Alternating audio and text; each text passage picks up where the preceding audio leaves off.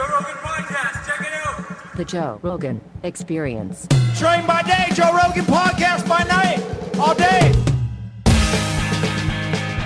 Good. Mark, what's happening? Joe. Dude, the movie's fantastic. And I know I told you outside, but I wanted to save it. When I kind of had a little bit of a prejudice when I went to see the movie, I was like, okay, it's going to be an MMA movie. Yeah. But it's not. It's a movie that happens to be about MMA, but it's a great movie. Oh, I appreciate it's that. It's really good, man. It's like, it's very gripping, and the performances are fantastic, and the way The Rock did you was nuts. I can't explain it. I keep using the word surreal, but it doesn't describe it. Like I was saying, my son, when he watched it, and just flipping out, like talking to me, like on the side, like I was saying, like literally just going, Dad, he's got your mannerisms. He's got your speech pattern. But you imagine, like I'm picturing my son. He's in New York when he watched it. Right. And so I'm picturing him in the corner of the lobby of the theater talking with his back to everybody going, oh my God, Dad, like it's like a doppelganger. He's got all of it, like full blown, like it was like the because a lot of my saying for myself is I can't see the forest through the trees. I'm in the middle of it. Am I looking at it objectively? Am I really looking at it? Or am I seeing something and hear my son say, oh my gosh, Dad, he nailed it. Right. No, unbelievable. He really did nail it. Like we were saying in the lobby, like I didn't know The Rock could act that well. It's really good acting. It's not like blockbuster movie acting, which is he's great at that, but it's a different thing. It's complete. So with DJ, I kept trying to say to him, "You don't have to do this, dude. Like you don't have to do this." And he would stop me and he would go, "Yeah, I do." What do you mean by you don't have to do this? So meaning that like he's totally he's at a place in his life where he can just keep doing blockbusters and be perfectly fine with it. Mm-hmm. He says it himself. There's always a place for that. There's always going to be a place for blockbuster movies and for that. But he needed to do something different. He needed to do something different. Well, it's the perfect role if you want to do something different for him because it's a very complex role. And it's about a giant dude. Yeah. And that's him. Yeah. So it's like really like the perfect way. Because otherwise, if you're built like he is, it's very hard to get work as a serious actor. This might be like the only opportunity to show people like, hey, I can actually act. Yeah. Yeah. I think he did it with he flying colors. He did an amazing job. Amazing. To the point where, like, Emily... Unbelievable. She's great. Oh. She plays such a crazy bitch. Oh my God, man. She's so good at it. Oh my God. She's so good at playing crazy. Oh my God. It gave me anxiety. Like sometimes like when you're getting ready to fight and she's starting arguments, I'm like, oh my God, I'm getting anxiety. So here's what was so I saw a 80% complete version of the film in January of this year. And then the first time I see a complete version of it was in Venice. And so I'm in Venice and there's Benny on my right and there's DJ on my left and there's Emily next to DJ. And the last scene of the movie, right? That intensity of that scene, I'm just telling you, it was like, I said it was therapy for me. Because I think for the first time I could actually see my part in it. Like I could see my part, how fucking hard I was on the people around me.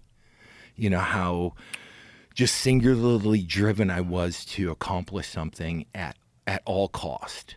And the person that paid it the most was Dawn. She paid a heavy price, and anybody that's successful, for me, I was trying to raise everybody up, everybody around me.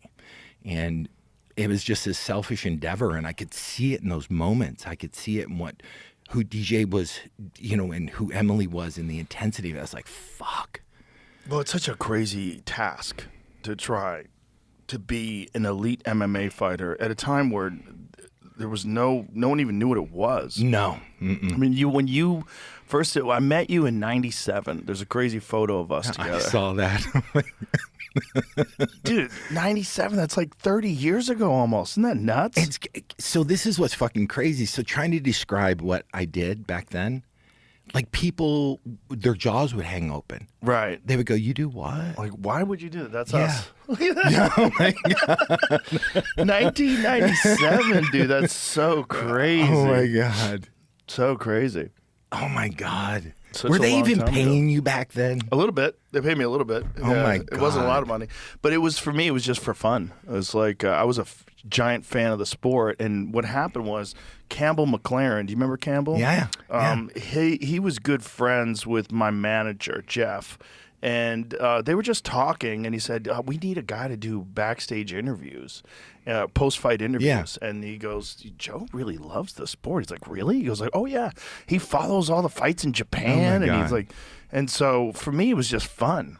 I mean, it wasn't. It was actually costing me money, which is why I wound up quitting. Because I quit, and I did it for like a year and a half, 2 years maybe, and then in '98 I was like, I can't do this anymore. It's just actually costing me money. And so then when I started doing Fear Factor, that's when Zuffa bought it. And I wound up working for them again, but. In those days, it was for me, it was a dream because as a lifelong martial artist, when I was a kid, there was always the big question, what was the best style? And no one knew until Jorge and Gracie put it all together and decided to create the UFC. Yep. And then all of a sudden we get to see it. And then obviously you had Japan Valley Tudo and then Pride and all these big events over in Japan. And it became, to me, it was like, finally someone did it. That was so part of my first fights in Brazil. I was still brainwashed by the idea that, oh shit, he's 7 foot tall or 6'9". He's the toughest dude in the room. Right. Because that's how I grew up, right? Or 10th degree black belt, same thing. Right. Oh no, don't mess with him. Yeah. And in one where that first time I fought, I was still under the delusion that was the truth. Mm-hmm. And so my trainer kept going, trust me, you're gonna do fine. Trust me, you're gonna do fine. And it's just like he understood what I was as a wrestler, you know, that I can impose. Like I said, to tell you the best definition I've ever had for a wrestler is I can hold a grown-ass man where he doesn't want to be held for as long as I want to hold him there, and he can't do a fucking thing about it. Exactly. That's a wrestler. And you can dictate where the fight takes place always. So if you become a wrestler like Chuck Liddell, then you say, no, you can't take me down. So I'm just going to beat the fuck out of you standing, and there's nothing you could do about it. Not a single thing. It's the most important skill. Oh my God, it's foundational.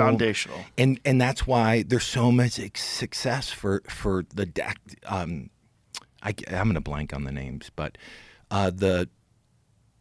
the wrestlers it's a resurgence of like really what a foundational piece it is. Yeah. And how important it is when you have a high. You know what they're able to do too as a wrestler?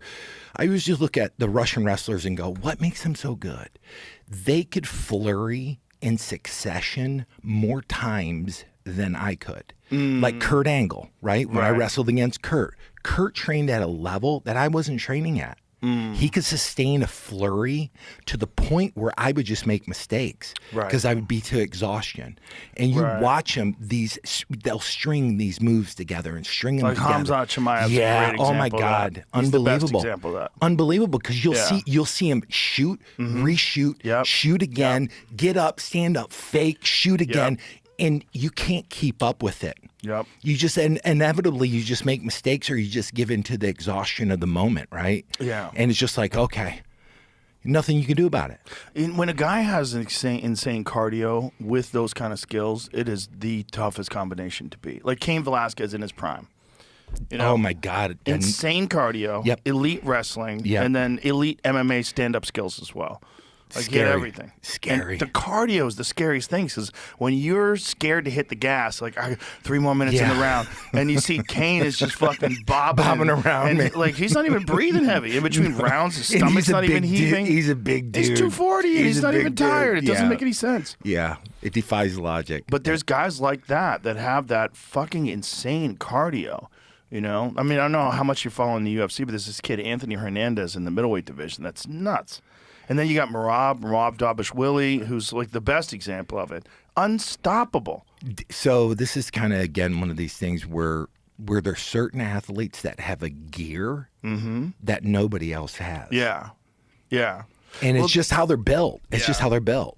Well, I remember when you came along and when Coleman came along, all of a sudden everybody's like, I got to get on steroids. Yeah. Oh, my God. Yeah. But it's like, I got to get bigger. I got to get bigger. That's when Vitor got up to like 240 Oh, my God. pounds. He was big. He was big. Way too big for his frame. I mean, you're talking about a guy who eventually wound up fighting at 185. Yeah. Right? I mean, he finished his career up at 85, and he was there at 240 when he fought Randy the first time. Yeah. Which was bananas. So that night was my last UFC. That was UFC 15. Ah, wow. And that's when Randy beat Vitor. Mm-hmm. And it was one of those where I'm like, oh, just wait. Because I know what Randy is. Right. Randy's cardio. Mm-hmm. Randy's like, he can take it. And it was one of those things where I was like, I don't think Victor's going to win. Right. It's just and that's it's what we called him back styles. then. His name was Victor. Yeah. When Victor. he first came into the UFC, his first fight, when he was fighting in Hawaii, he was Victor Gracie. Oh, snap. Yeah, he was going by the last name Gracie. And then I think he got sued or threatened with a lawsuit, and then he changed it to Victor Belfort because, like, Horian was very litigious, you know? Yeah, he was, yeah. like, Oh my very God, protective of the Gracie name. And so he fought John Hess in Hawaii and beat the living shit out of him. Rumble on the Rock stuff or whatever. I don't think it was Rumble on the Rock. That was BJ's promotion, and that was later. This was like really early on.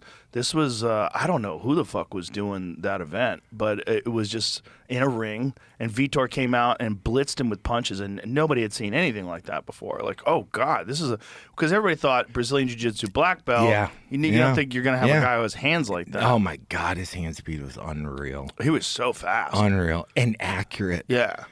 Like you could be fast, and that's one thing, but fast and actually hitting the target when the target's bobbing and weaving, it's like, oh my God, man.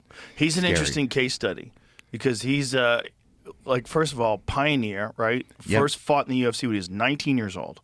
Right? Crazy. And, won the tournament at 19, which is just bananas. And then when we got to see him he got off the sauce and his body kind of faded out.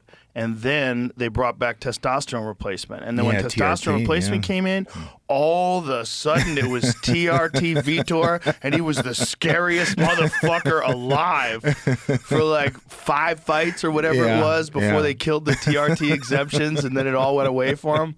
It's just like, that should be a commercial for testosterone replacement. Yeah, I mean, it really could be. Back then, because there was so much myth surrounding mixed martial arts that you felt like if you didn't do something, it was like the saying is like, oh, you're going to a gunfight with a knife, right? It was that type of mentality back then. Well, it's also everyone was on it, and there was no testing. Yep. And in fact, in Pride, when Ensign was on the podcast, he told me that in large letters it said, "We do not test for steroids." Yeah, oh in my the contract. God, man. Like, they're like, Yeah. So they Get would, after it, would fellas. literally, they would do this. They would hand you a cup and go, urine. And you go, who's clean? You just look around and you just hand the cup off going, hey, can you piss from here? and you literally walk back to the medical and go, "Here's the drug pee." test. Yeah, here. And I mean, that's the era it was. So your first fight was it in Brazil? In Brazil, yeah. And the crazy thing is, they reproduced that arena, that conference room, perfectly. Yeah.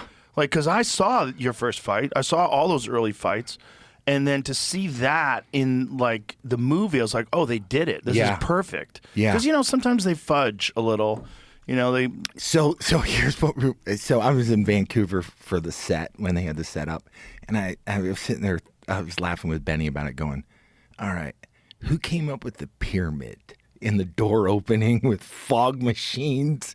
I go, because it's like I can't even imagine the brainstorm going, "You got any bright ideas of how to introduce the?" Yeah, let's do a pyramid and let's have a trap door fall. It's like, what the fuck? Where in the bigger picture of stuff is going? But they reproduced it to the T. It was perfect. Oh my God, it was amazing. It was really great because in the movie they did about Mark Schultz, what was that movie again? Fucking Foxcatcher. That's right. Yeah. That movie had a lot of shenanigans in it. There was a lot of stuff that wasn't real. accurate to it. Wasn't it. Yeah, accurate. yeah. Like, he fought Big Daddy Goodrich in his one MMA fight. Yeah. But in the movie, he's fighting some Russian dude. Didn't make any sense. No. Completely different cat. Fought a white guy in the movie. Wow. Yeah, he fought Big Daddy Goodrich, and Big Daddy was wearing the gi. Like, wow. Yeah, remember? I mean, not Yeah, only oh my that, but it God, was yeah, yeah. Big Daddy Goodrich is a legend. Yeah. And, like, how do you leave him out when that was his only MMA fight? Like, why did you change the guy he fought? That doesn't even make any sense. But they just did Hollywood shenanigans. So, that was a huge part from the beginning of this when DJ and I talked back in 2019 is just the trust factor. You guys started talking about this in 2019? 2019. Yeah. Wow. Yeah. 6 fucking years. Yeah. Yeah. Wow. Here's what's crazy. So he says, hey, we're going to move forward with this. So for me, I hadn't even thought about any of this. Like it being a movie, he wants to play me in a movie. And he goes, I'm going to make the announcement, Madison Square Garden at the BMF belt. He goes, we had this beautiful conversation. And it was just like this, do you trust me? And it was like, yeah, I do. He's a fucking great dude. Oh my God, solid. By the way, he says, say hi. He left me a great message on the way over here. I was listening to him, man. He's a rare human being. He is. I'm gonna call him after this, just to tell him what a fucking amazing job he did. Because I wanted to watch it right before I saw you. Okay. So I watched it today, and I was like, God damn, this is a good movie, man. And I was just blown away by how well he captured the chaos of the Pride organization, all the weirdness of the contract negotiations, everything. So Benny from the beginning said the only way we're going to be able to do this is have that authenticity to the point where I sent them watches, rings, necklaces, posters, everything I could find, picture-wise, everything to their props in production. Oh, wow. And they reproduced everything. Oh, wow. So, Joe, and when I went up to Vancouver, and walked into some of these sets, literally going, holy fucking shit, man. Did he flashback? Oh my God. Like you'd walk into a room and there'd be from one corner all the way to the other on the wall, just pictures of me in my house and my this and this outfit and this and these in my house and this and then production saying, okay, was this accurate? How did this, it was this unbelievable painstaking. They rebuilt my life 25 years ago. So when DJ got into me, he actually was me. Wow. Yeah. It seemed like it, man. I mean, it really did, because, it's hard when a guy's so famous to pretend that he's someone else. Yeah. He has to be really good to get you convinced. And I was all in. In. So first time I saw him in Vancouver, nobody told me, nobody said, hey, listen, we're going to do prosthetics. We're going to give him your cauliflower ear. We're going to make his brow. And nobody told me this. So I was up there for fight week, and they're getting ready to shoot the scene where they're introducing everybody to the finalists for the Grand Prix. And so DJ's the last one to walk in, and I'm watching the ring. I don't know he's behind me. And I turn around, and it's like this, I see him as me. This is Joe, this is what I did. I'm like, fuck you. Fuck you. Oh my God. And it's this moment where I'm looking at him, and I'm looking at myself. Yeah. I could still see him in there, but I'm looking at a mirror picture myself. And it's this experience where I'm like, oh my God, man, wow, you're going, this is you going to a place that nobody even thought you could get to. Right. It was incredible. Well, you're such an important part of the history of MMA that I think this movie did that. It really honored that. It really did it justice, because at the end of the movie, when it talks about how fighters today make millions of dollars. God, I'll cry. This will go on. I'm sorry. No, it's okay. It's but that you guys paved the way. If it wasn't for you guys just doing it for very little money, like barely getting Oh, by. man. Putting your whole life on the line Yeah. and barely getting by. Oh, and I love that you had Alexander Usyk Oh my God, isn't play he Igor awesome? Vovchanchyn. This episode is brought to you by Happy Dad Hard Seltzer. Happy Dad's hard drinks are a low carbonation, gluten-free, and easy to drink. No bloating, no nonsense. Football games, golfing, watching fights, or out on the lake. These moments are made for Happy Dad. Everyone is drinking all these skinny cans loaded with sugar, but Happy Dad only has 1 gram of sugar in a normal can. Can't decide on a flavor? Grab a variety pack. Lemon lime, watermelon, pineapple, and wild cherry. They also have a grape flavor in collaboration with Death Row Records. Happy Dad is now available nationwide in the USA and Canada. Go to your local liquor store or visit happydad.com. And for a limited time, use the code Rogan to buy 1 Happy Dad trucker hat and get 1 free. Enjoy a cold Happy Dad. Must be 21 plus. Please drink responsibly. Happy Dad Hard Seltzer NT, malt alcohol, Orange County, California. That was amazing. So Benny signed him before he became the undisputed champ. Oh, wow. Right. 2019. Yeah. Wow. So it's one of those things where everything just kind of lined up in a way where you're like, all right, this is manifest destiny, right? Mm-hmm. This is like Joe Dispenza, Right, really right. you're really tapping into something that's bigger because it's pulled all these people together. Usyk did a great job, too. Oh, he did a moved phenomenal like job. Vovchanchyn. Oh my God, he did that spinning back kick. Like Yes. I'm like, he's a boxer. He's not supposed to do Yeah, that. I mean, I didn't even know he could do that. No, neither did I. It's kind of crazy. Yeah, Well, yeah. I mean, I guess that guy could kind of do anything. He's such a great Oh athlete. my God, he's. You know how many rounds he trained prior to fighting Tyson Fury? No. 600 Jesus. with 3 different training partners. So every dude came in every 3rd round. He had a fresh guy on him.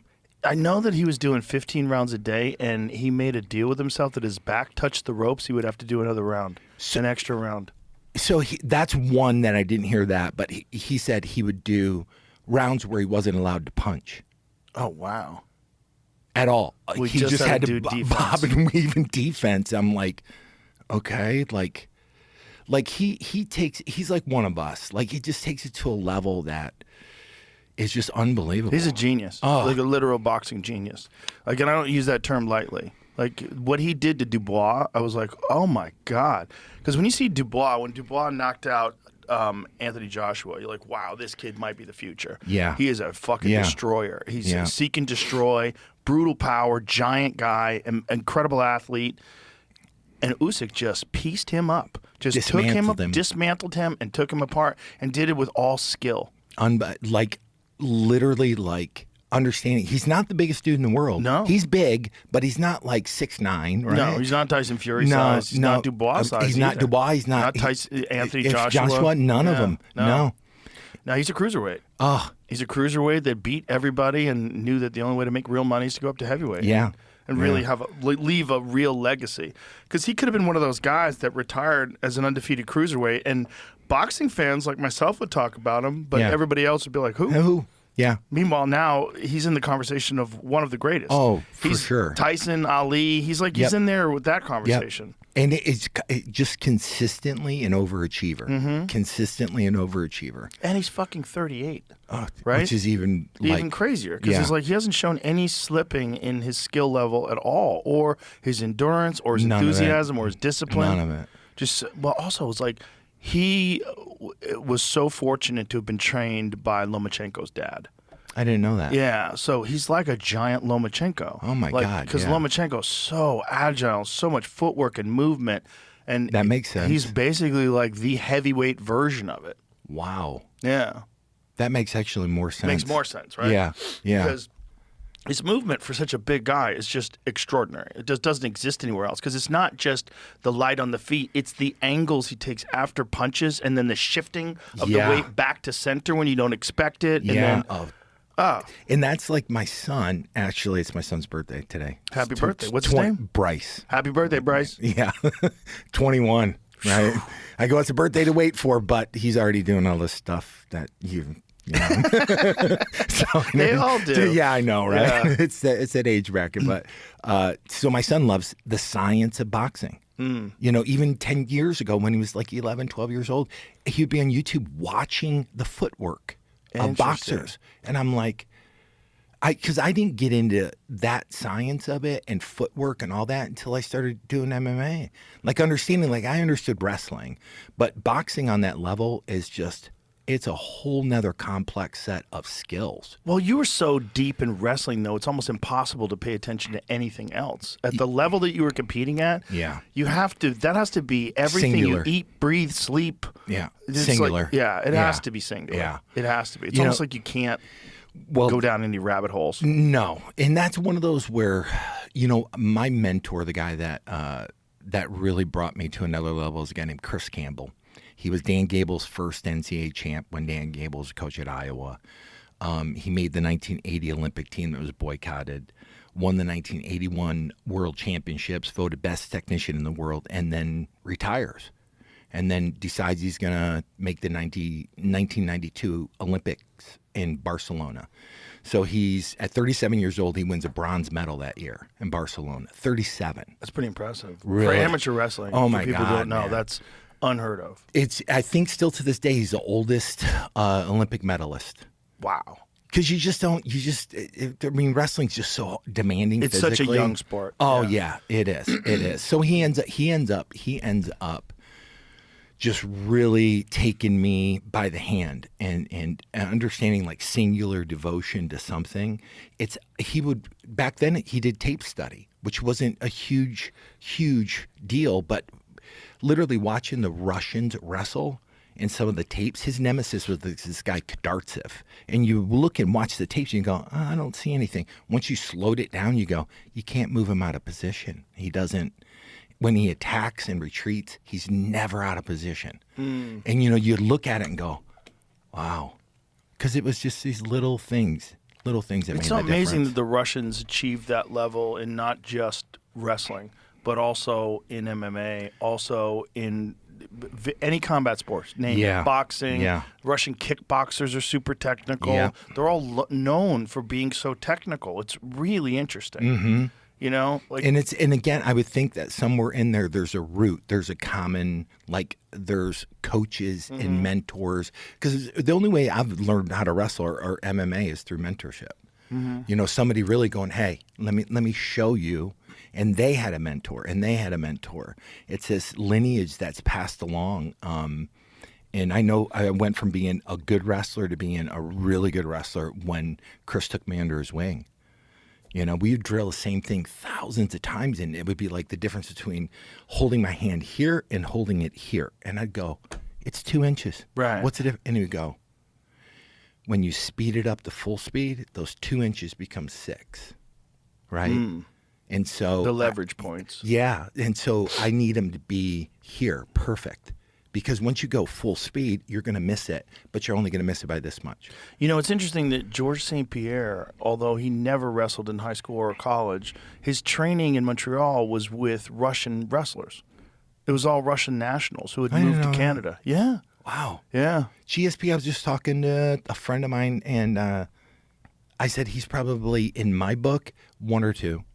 Yeah, of all time. Yeah. Yeah. Yeah. He's certainly in the conversation. It's so hard to say who because, you know, Mighty Mouse, I think, never got the credit that he deserved because he was a 125er. And then people forget how good Anderson was when he was in his prime. Oh, my God. People, yeah. And then BJ Penn when he was in his prime. I feel like you really have to look at a guy when he's redlining, like when he's really at the peak of his what abilities. He is, yeah. You can't judge them by the fights they fight after their prime. Yeah. You can't, because it's not fair. You just got to say, like, who, when they were champion, when they were running shit, Yeah. who exhibited a level of MMA that's above and beyond everyone else. And George is certainly in that conversation. Oh, he's for sure. I mean, part of what I like John Jones, right? Like when you get somebody that's at that level, at his peak, right? And he can make other professional fighters look like they're amateurs. They look silly. Yeah. They don't belong in there. Like, and he not was even doing close. that to guys when he wasn't training. That was what was which crazy. is crazy. He was fucking off and barely in the gym and still dominating in world title fights. Sometimes I get a little upset because I'm like, you know how many fights he probably, as a spectator, as a fan, like how many fights we missed because of his shenanigans. Yeah. Yeah. Just like, just But like, it's also, I mean, you know, what happened with you and what happened with him and what happens with a lot of guys is like the pressure of life sometimes, and what makes you a great fighter in the first place, there's a certain wildness. Yeah. And with a guy like John, that wildness, it's like, it's hard to keep on a leash. Yeah. Yeah. Yeah, I know how that feels. Yeah, I'm sure you do. Well, I remember I had no idea, and I don't think anybody had any idea until the Smashing Machine documentary came out. And when that documentary came out, everybody was like, holy shit. First of all, kudos to you for allowing people to see you like that. Thank you. Raw, completely honest about all of the addiction problems, everything. And no one would have expected it. When they saw you, they just saw this fucking dominant destroyer, this guy who was like smashing everybody, and you just thought, oh, well, that guy's just, he's just a machine and just so mentally strong, and he just gets out there and gets it done. And then you allowed them to show you where in the making of the documentary, it was what they were essentially trying to capture was you at your prime. Yeah. And what they caught you was you where your life was falling apart just fortuitously. Yeah. It was just Oh, kind my of God. random luck they caught you at that time. So when John Greenhall, who's the producer, I went to Syracuse with him. We were on the wrestling team together. He's the one that called me. He said, hey, I want to do a documentary. At that point, my vision of what it was a little Best Buy camera where they're like little flip screen, and they show up and they go, okay, we're filming a documentary. I know I got to change tape, you know. And they show up in Japan for my Volchanshin fight with two 10,000, 15,000, whatever they were, digital Sony cameras, a boom mic, and like 5 people. I'm like, oh fuck, you're really gonna make a documentary. And so he was right from the get-go. John could see what was the contrast, like me as a fighter and me as a person, that contrast. And so that's what he was after, is like to really show this contrast, and like you can do this for a living and be this kind, sensitive, you know. But that person was on the what other was side weird of it. about you. It was a very weird contrast because you're very soft-spoken, very kind, always very considerate to people, very nice. And then you get into the cage, and it's like, who the fuck is that guy? You know what the feeling is? The feeling is like, the question I always had in my head is going, okay, if somebody's going to go, you, me, in a room, who the fuck's coming out? And I never was able to answer that question for myself. I know I was competitive, right?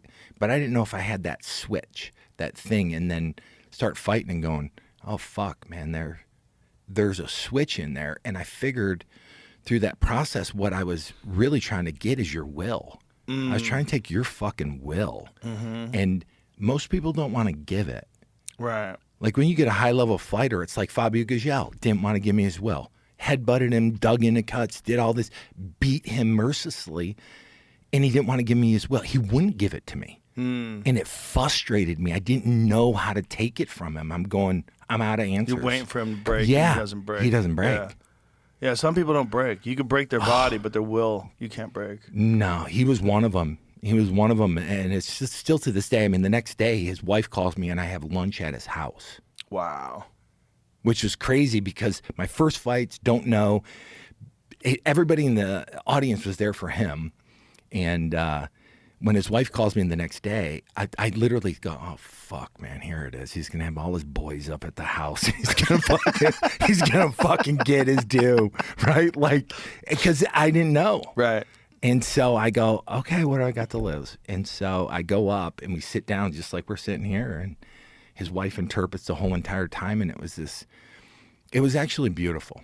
It was beautiful because that's awesome. Here's what it set for me. It set a standard of how I was going to carry myself as a fighter. What happened in the ring is in the ring. Right. The second you're out, you can that's different. Well, that speaks to his character, why you couldn't break his will in the first place, Yeah, right? absolutely. Because he's such just locked down.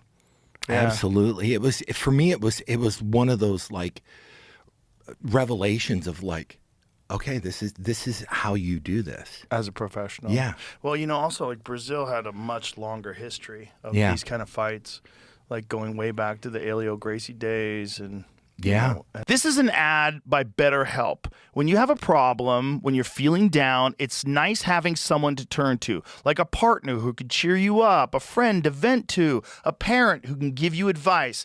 Even having a nice conversation with a stranger can be uplifting. Whoever you like to turn to, though, probably won't have all the answers. That's where therapy comes in. There are some things that you can get from therapy you can't get anywhere else. Like if you're struggling with anxiety or depression, a therapist can help you develop positive coping skills. Or if you're struggling with how to be kinder to yourself, therapy can help you take a step in the right direction. And thanks to BetterHelp, matching with a credentialed therapist is easier than ever. Just head online to fill out a short questionnaire, and BetterHelp will set you up with a therapist based on your needs. If for any reason it's not a good fit, you can switch to another therapist at no extra cost.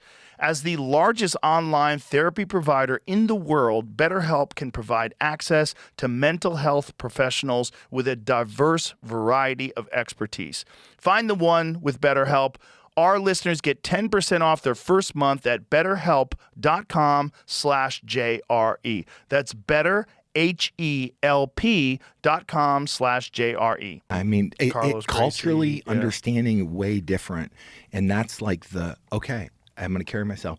Part of it was, I wanted to change the narrative of like, when you looked at the early UFCs, it looked like some guys were just scraped off a bar stool and thrown into the octagon, right? And so when I came there, I was like, okay, I want to be considered professional, right? I want to carry myself as a professional. I'm going to be articulate. I'm going to dress as a professional. Because I wanted to up the ante. I wanted to like raise the standard, right? And especially when I went to Japan, it's like, press conference, everybody's in sweatsuits. I'm in a, I couldn't afford it, but I was in a $1,000 Calvin Klein suit that I had put on a charge card, right? But I wanted to change the narrative. I wanted to be a professional. Because if I was a professional and treated like a professional, I could ask for pay like a professional. Not like some dude that was just scraped off a bar stool and thrown into a ring. So what was the Pride experience like? So you had fought in the UFC, and then did you have a contract that expired? Like, what happened? So, I signed a 3-fight tournament deal with the UFC. I did 14 and 15, and I still had one tournament obligation on the contract. So after 15, the Japanese had seen enough footage, and I got contacted by Pride, and they're like, "Hey, we want to fly you over. We want to have you as a key piece to build this organization." So I'm like, okay. So they fly me first class over, first class hotel. I meet with a guy named Mr. Ishizaka, who his real name is Kim Duk-soo. He's a Korean guy, and Mr. Ishii, who owned K1. Wait a minute, a Korean dude was pretending to be Japanese? You had to have a Japanese name. Whoa. You couldn't do business in Japan without a Japanese name. That's crazy. He So signed just all of changed his name? documents, legal documents, Kim Duk-soo. Wow. But every single person called him Mr. Ishizaka. Wow. Yeah. So he had to learn Japanese. Yeah. And it's still with an accent because he spoke Korean too. So it's just one of those where understanding like the culture back then, just it was still stuck, and hadn't really progressed. Wow. So Mr. Ishii owned K1 and Mr. Ishizaka started Pride. And it was called KRS at the beginning before it turned into Dream Stage. Oh. And so here's where it gets a little sticky. So I go over there. I take, for Pride 2, it's supposed to be me and Royce Gracie. Him and I there's still fight posters that I've signed of him and I facing off with each other, signed the contract to fight for way more money than was being paid for in the UFC. And when I get back to the States, I get served with papers to appear in court in New York City. The UFC suing me. It's when Bob Meyerowitz still owned it, and Art Davis was involved, and so they were suing me for breach of contract. And it was like one of those things where I was like, okay, I didn't, like one of those experiences where I was like, oh shit. And the Japanese said, okay, we still want you. You need to sort this out. So it took 5 months to sort out the differences between what the UFC needed and if they're going to let me go and all this other stuff. And in that time frame, Hoist got hurt. And so Hoist had to step out, and they put Bronco Sigete in there, and I ended up fighting Bronco in Pride 2. Oh, wow. Yeah. So if everything would have went as everything, I would have fought Hoist Gracie in the Tokyo Dome. Him and I main event, me at my peak, Hoist still in his prime. Wow. That would have been insane. Oh my God, it would have been like thinking about it going, because people have asked like, who would have won? I'm like, I don't fucking know. But I would have given it every single thing I could. Wow. That's it. That's the poster. Wow. Yeah. Signed, inked, everything. You had at least 80 pounds on him. Oh, at least that. Yeah. But this is it. This is the transition from not knowing what I was getting into, going, I can't fucking carry that much weight at all and be cardiovascularly. I just can't do it. What were you at your heaviest? 280, 285. Jeez. Like 6% body fat. Oof. Yeah. That's hard to breathe. Oh, brutal. Like if I didn't fucking muscle. get a hold of you and Right. fucking squeeze the life out of you in the first like couple minutes, I was fucked. I was completely fucked, Yeah. Well, that was kind of the case with Coleman as well. Like when he was really, really big. I was in the corner when he bat out of lost. hell. When I was cornering him when he lost to Maurice Smith. Oh, okay. Yeah. Yeah, I was there for that one. That was a real game changer. Oh, that changed the narrative for everything. Because what Maurice brought to the game was Maurice was training with Frank Shamrock at the time. And so he had extreme cardio. He was doing a lot of swimming. He was running hills. I mean, he was really cardiovascularly at an elite level for an MMA fighter at the time. Frank and I used to talk about heart rate training way back when. Like literally like functional training. And going, okay, how do you approach something and come up with a formula where you can get through a training camp and still be viable at the end of that training camp when you have 5-minute rounds, right? How do you do it? There wasn't a formula for it, right? So Frank was like, I started doing this heart rate training and heart rate recovery and all this stuff, and I was like, oh shit! And then I would run into these trainers when I was in California at Gold's Venice. There's a guy named T.R. Goodman, and he was training hockey players. And hockey players have to have that burst recovery. Wow, very similar cardiovascular system to fighters. So TR took over my training when I was in California, and that was a whole nother level because I'd never really had the functional training implemented the way he did. And that's when my weight came down. It's like I really tried to fight between like 235 and 240 was ideal. Yeah, that's much better. That seems like the ideal heavyweight. It is. It is. It's very weird that, first of all, that the heavyweight division has a weight limit. Yeah. That is oh weird. my God, it's really weird. Especially the UFC. Because it doesn't really in Japan and some other organizations. They'll allow the super heavyweight division. And in boxing, you can be as heavy as you want. Like Tyson Fury's been 290 before. God. But when the UFC has this 265-pound weight division, it seems like the best elite guys are like that 240 range. That's, for me, that was, like, I knew I had a good training camp if I came in 235, 240. If I didn't train hard enough, I was 250. If I overtrained, I was under 230. Like for Pride Grand Prix, I think I weighed in at 229. Because right before that, felt overtrained? I felt overtrained because in between when I fought Ensign and the Pride Grand Prix, I did Abu Dhabi. Oh. And so I won my weight class that year, and I won the all-around. So you got super conditioned Oh, for my that. God, super conditioned. But you lose. I lost a little bit of what I needed was that physical dominance. I could have the endurance, but again, it's one of those where it's like going into it when I fought Fujita, there's so many factors that were just, that I didn't account for. And my calorie intake just wasn't where it needed to be. And like a lot of times leading up to a fight, like my appetite just diminishes as I get towards it, especially that fight week. And that's interesting. Why do you think that is? Nerves. Right. It gets to a Makes point sense. where it's like that morning, I know, like fight morning, I have a small little window where I could digest food, or I could take food in. It's not like I could sit and eat all day. And then the nerves start kicking in. Yeah, And you it just starts kicking in like literally, and it's controlled focus, right? Because it's like I can't have all my nerves running everywhere, but it's controlled focus. But that controlled focus, my body goes, I don't need digestion. Fuck, I'm about to fight. What the fuck do I need to digest food for? Right. Yeah, a lot of guys have made those mistakes. Aljamain Sterling said he made that mistake when he first fought Piotr Jan. He didn't eat. It's brutal. So that last scene against Fujita is as 100% hypoglycemic crash, laying there, can't move my body. And if you watch the documentary, what I'm saying on the way back is, I need sugar. That's all I could think about was like, I need sugar. Because my blood sugar levels had just crashed to this, like, I can't fucking move. Jeez.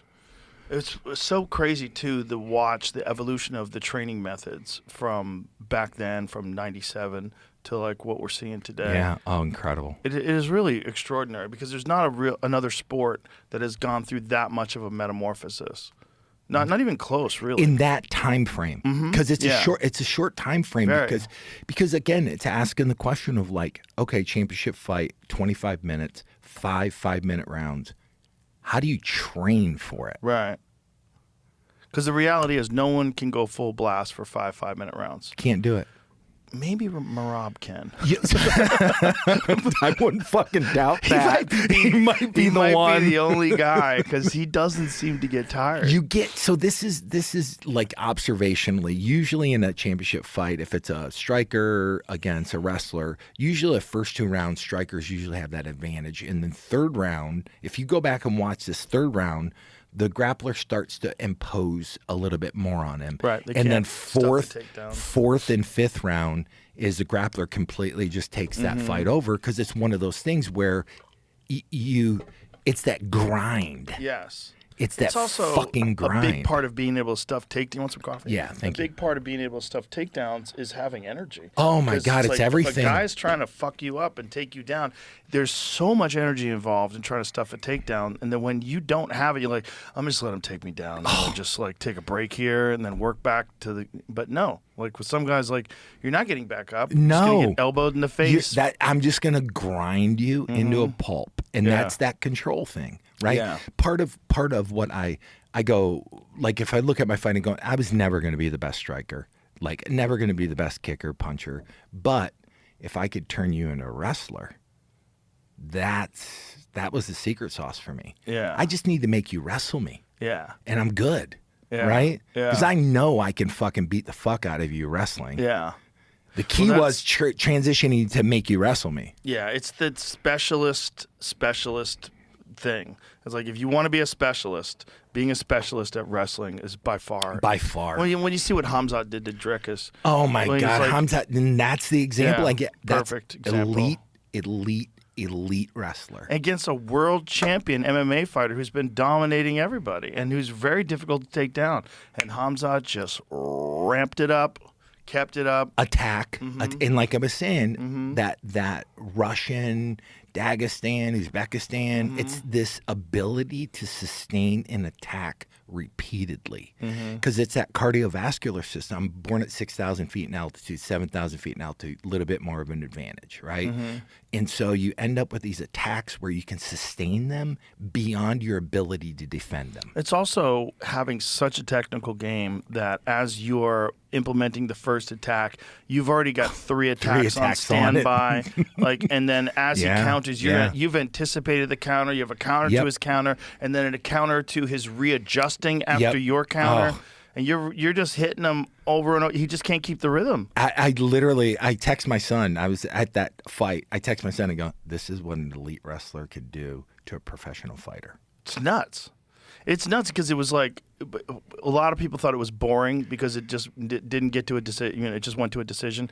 But you just gotta appreciate that level of dominance against a world champion. It's kind of crazy. Where the guy before the fight, Drekus, was being looked at as one of the greatest middleweights of all time.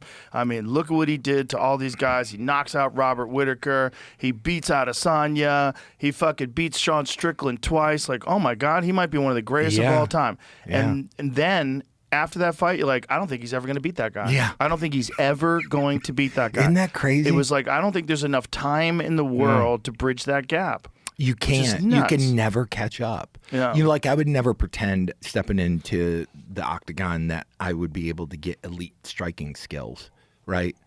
You know, like that gap could just, it's constantly just something you never can get to. It's also, you know, it's like Sean O'Malley, right? He's going to, the only way that he's going to be able to get a championship back is somebody else needs to beat Merab. Yeah, Merab. Yeah. And then it's got to be stylistically match up, right? That's that conflict of matchup because skills you're not going to do that. I mean, he got better for the second fight. He did a lot better, but still. So did Merab, though. That was part of the problem. That guy's he's not stopping. God, how old is he? Merab? I think he's 34. How old is Merab? Merab Dvalishvili. 34. Wow. Yeah, he's 34. So he's, he's in his prime right now. In his prime for another few years at least. Yeah, I would think that it's one where there's going to be a lot of people that think they can, but that's just a different animal. Yeah, it's going to take someone who's that kind of a wrestler who maybe has a striking advantage. Yeah. Who could beat him. Yeah. But then, That's an anomaly. It's just, it's such a crazy sport to watch that, from 1994 to 2025, it's almost unrecognizable. The difference in the gap. You can't, like there was a period of time where I couldn't watch. I didn't watch the UFC probably about like 7, 8, 9 years, and over the last 5, 6 years, I watched it almost religiously, right? And just realizing the fighters today, oh my God, man, they hit a level, and it's that mutation. It's like this first generation, second generation, and they're advancing so fast that you're looking at these new fighters. You're like, it's such a unique set of skills to do this. Incredible set of skills, unique to any other sport in the world. I know, it's also, you're really fighting 3 different sports as one sport. Yeah. Which is really nuts. You're fighting grappling, you're fighting jiu-jitsu, and you're fighting striking all together in one sport. It's like, wow. It's like playing soccer, football, and baseball at the same time. It's like, how the fuck would you do it? Yeah. While getting kicked. While getting kicked and punched and elbowed. It is, but without guys like you, it would have never gotten here. Because if there weren't people that were willing to fight for very little money, travel overseas, have these crazy events, and beat your body up and do what you did and what Coleman did and a lot of those guys did in the beginning. Without you guys, there is no UFC today. It's just not. It's not the same. It was, one, like being in the Hall of Fame and being in the Pioneer Wing and understanding that, like I said to myself, even if I advance a sport, this much, it needed this much at the time to get to where it is today, right? Like Coleman advanced the sport this much. Well, you guys brought in the new element, and the new element was elite wrestling with enormous muscles. Yeah. and everybody was like, this is a real problem. Yeah. And especially in the early days, because Coleman would get on your guard and just headbutt the fuck out of you. Because headbutts were legal. Yeah. Legal. And bare knuckle. Like when I first did I interviewed him after he beat Dan Severn when he became the first UFC heavyweight champion. Total bare knuckle. Yeah. He had a little bit of tape on the hands, try to keep the bones from snapping in half. That was that's frightening. Wild. Like people, they watch it now, and this film, right? It gives people a little bit of a look inside of like what it was, and for me, the cool part about it is understanding, like I said, I'm just a little piece. but that little piece is necessary to be able for me to watch some of the guys do what they do now. Well, it's different than any other sport in that these little pieces had to be there before people could figure out what to do. Yeah. Well, And Dana put them all together. Yeah. You know, when I actually talked to him when I was in Newark, that's one thing I said. I said, look what you built. You can feel however you want about, you know, him I go, look what you built. Yeah. Like no one could even imagine this. Well, you have to be a madman to do what he does. Like that guy works so hard and he works so many hours and he fucking loves it. And he loves the sport, like truly loves the sport. He and I have like long conversations on the phone. I would imagine. About fights. I would imagine. Just about like, I'll go, what are you going to do about this guy? Oh, when's that? You know, when's this happening? You know, is this true? Did this guy really get hurt? He did. Fuck. Yeah. Oh Is my he out? God. Oh, it's I minor. Okay, 6 weeks. Are you rescheduling it? Okay, good. Yeah. You know, we have these long ass conversations, and I'll tell him about kickboxers that I've been watching, or tell him about these guys. I mean, that's one of the ways that we became friends, and one of the ways that I started working for him in the first place is because we would have conversations when I first met him when I was on Fear Factor and I wasn't even working for the UFC. I'd be like, you watch the fights in Japan? Do you ever watch Japan Valley Tudo? Do you know about this guy? Do you know about Hicks and Gracie? Do you know about this guy? Yeah. And I would just rattling off different names. God. And he was like, what do you... How do you know all this? I'm like, I don't know. I don't even know the rules to basketball. I don't know what's happening. I know when the ball goes in the net, it's good. I don't know the rules to football. I don't know the rules to anything. Yeah, exactly. I only have room for combat sports. But, Yeah, you know, oh my ask God. me about Marcelo Garcia. Ask me about... Yeah, I can answer I'll those. rattle off Yeah. some Oh my stats. I know God. some shit about fighting. But to me, it was Eddie Bravo and I, when we were kids, when we were young fellas, when we were hanging around, working out, we would say to ourselves, like, you know what this sport needs? Some crazy billionaires who love the sport that's just going to dump a bunch of money. Because we knew at the time, we were like, this is the most exciting sport in the world, yeah. right? So all it needs is for these really rich guys to be fans of the sport. And it's almost like it manifested itself because that's what happened. The Fertittas came along, and they were just really rich guys who loved the sport, and they took a crazy chance. They were $40 million in the hole. Debt, yeah. $40 million in the hole on the UFC. And it was just losing money. And they just hung in there year after year after year until they were almost ready to fucking sell. And then they decided to go forward with The Ultimate Fighter. That's the game changer. That was it. That 2005. That personalized it. Yes. That personalized it. Well, people got to see it on Spike TV, and then it became the fights were so wild that people were calling their friends, and they were saying, "You got to watch this." So as the show is on, and this is like before social media was really all a thing. that. Yeah. So as the fight was on, the ratings kept going up and up and up and up. And it was like Spike TV was like, holy shit, we got we're a onto fucking hit. something. We got a hit. Yeah. And Diego Sanchez won the 185-pound division. And then the fight between Stephan Bonner and Forrest Griffin That's the fight that changed everything. changed the game. Because that's one of those, if you ask just a marginal fan, they'll refer to that. Exactly. They'll refer to that. Because at the time, it was nobody had ever seen anything like it. They Yeah. didn't know what MMA was. Yep. And here it is on TV, and these two guys were so evenly matched. That was the best part about it. They both had trained together in the house for all those fucking weeks. Yep. They'd all be talking shit to each other and all, and they knew they were going to fight in the final. So it was like this long build-up, and they were perfectly matched. Yeah. And it was just bang, bang, bang, bang, bang, bang, fucking swing, wheel kick, punch, takedown. I mean, there's so much shit in there. That fight just went on, and at the end of it, the whole crowd was like, "Oh yes!" my God!" And you know, I was the one. I was the first person to suggest. I was like, they both should have a fucking contract. This is crazy. You can't take a contract away from one of these guys for this fight. And Dana, to his credit, gave both those guys the contract. Yeah. And it was all of a sudden the sport was hot, and then Chuck Liddell was the poster boy. Yeah. Because he was the perfect guy to be the most famous champion at the time because he was a destroyer. Oh God, he would just seek unreal. and destroy. And he had an iron chin, and he would just stare at you with a fucking serial killer's eyes, and just You know what? march. When you watched him, like me watching him, he was so awkward when he held his hands and punched. It was so, like even watching it now, going, he was just hunting.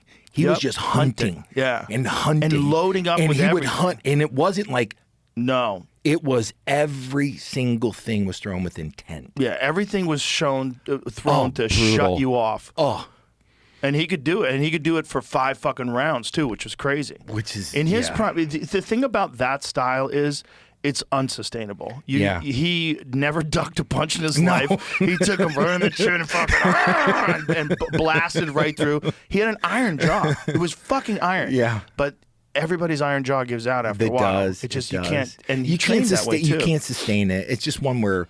Yeah. So when the Fertittas first bought the UFC, I was living in California, and a friend of mine who was helping me at the time said, "Hey, listen, they're up at Big Bear having a training camp." I'm like, "Okay, let's go up."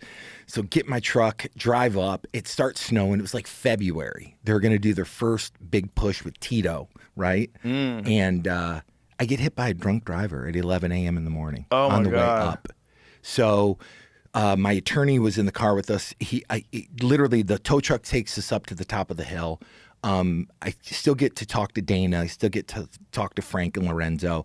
And I'm like, yeah, I got hit by a drunk driver. They're like, well, we're going to Beverly Hills Wilshire tomorrow. Why don't you just jump in the limo with us and we'll take you down? I'm like, okay. So I get like this 3-hour drive down the mountain with Frank and Lorenzo, the new owners of the UFC. Wow. And we're just sitting there talking. They're like, hey, how is it working in Japan? They knew everything about me. Yeah, how is it working in Japan? How do they do this? How do they do that? And it was just this really cool conversation, really cool experience to be able to go, okay, maybe this has landed in the right spot. Oh, they were the right guys. They were the right guys because they were like Frank and Lorenzo are rabid fans. Yeah. Like rabid. Yeah. And they would train and they would beat the fuck out of each other. And that's where they met Frank. They brought Frank in to help them. They've kind of erased Frank. So Frank Shamrock, in my opinion, is one of the all-time greats. And also one of the most important in terms of the metamorphosis, in terms of the evolution of the sport.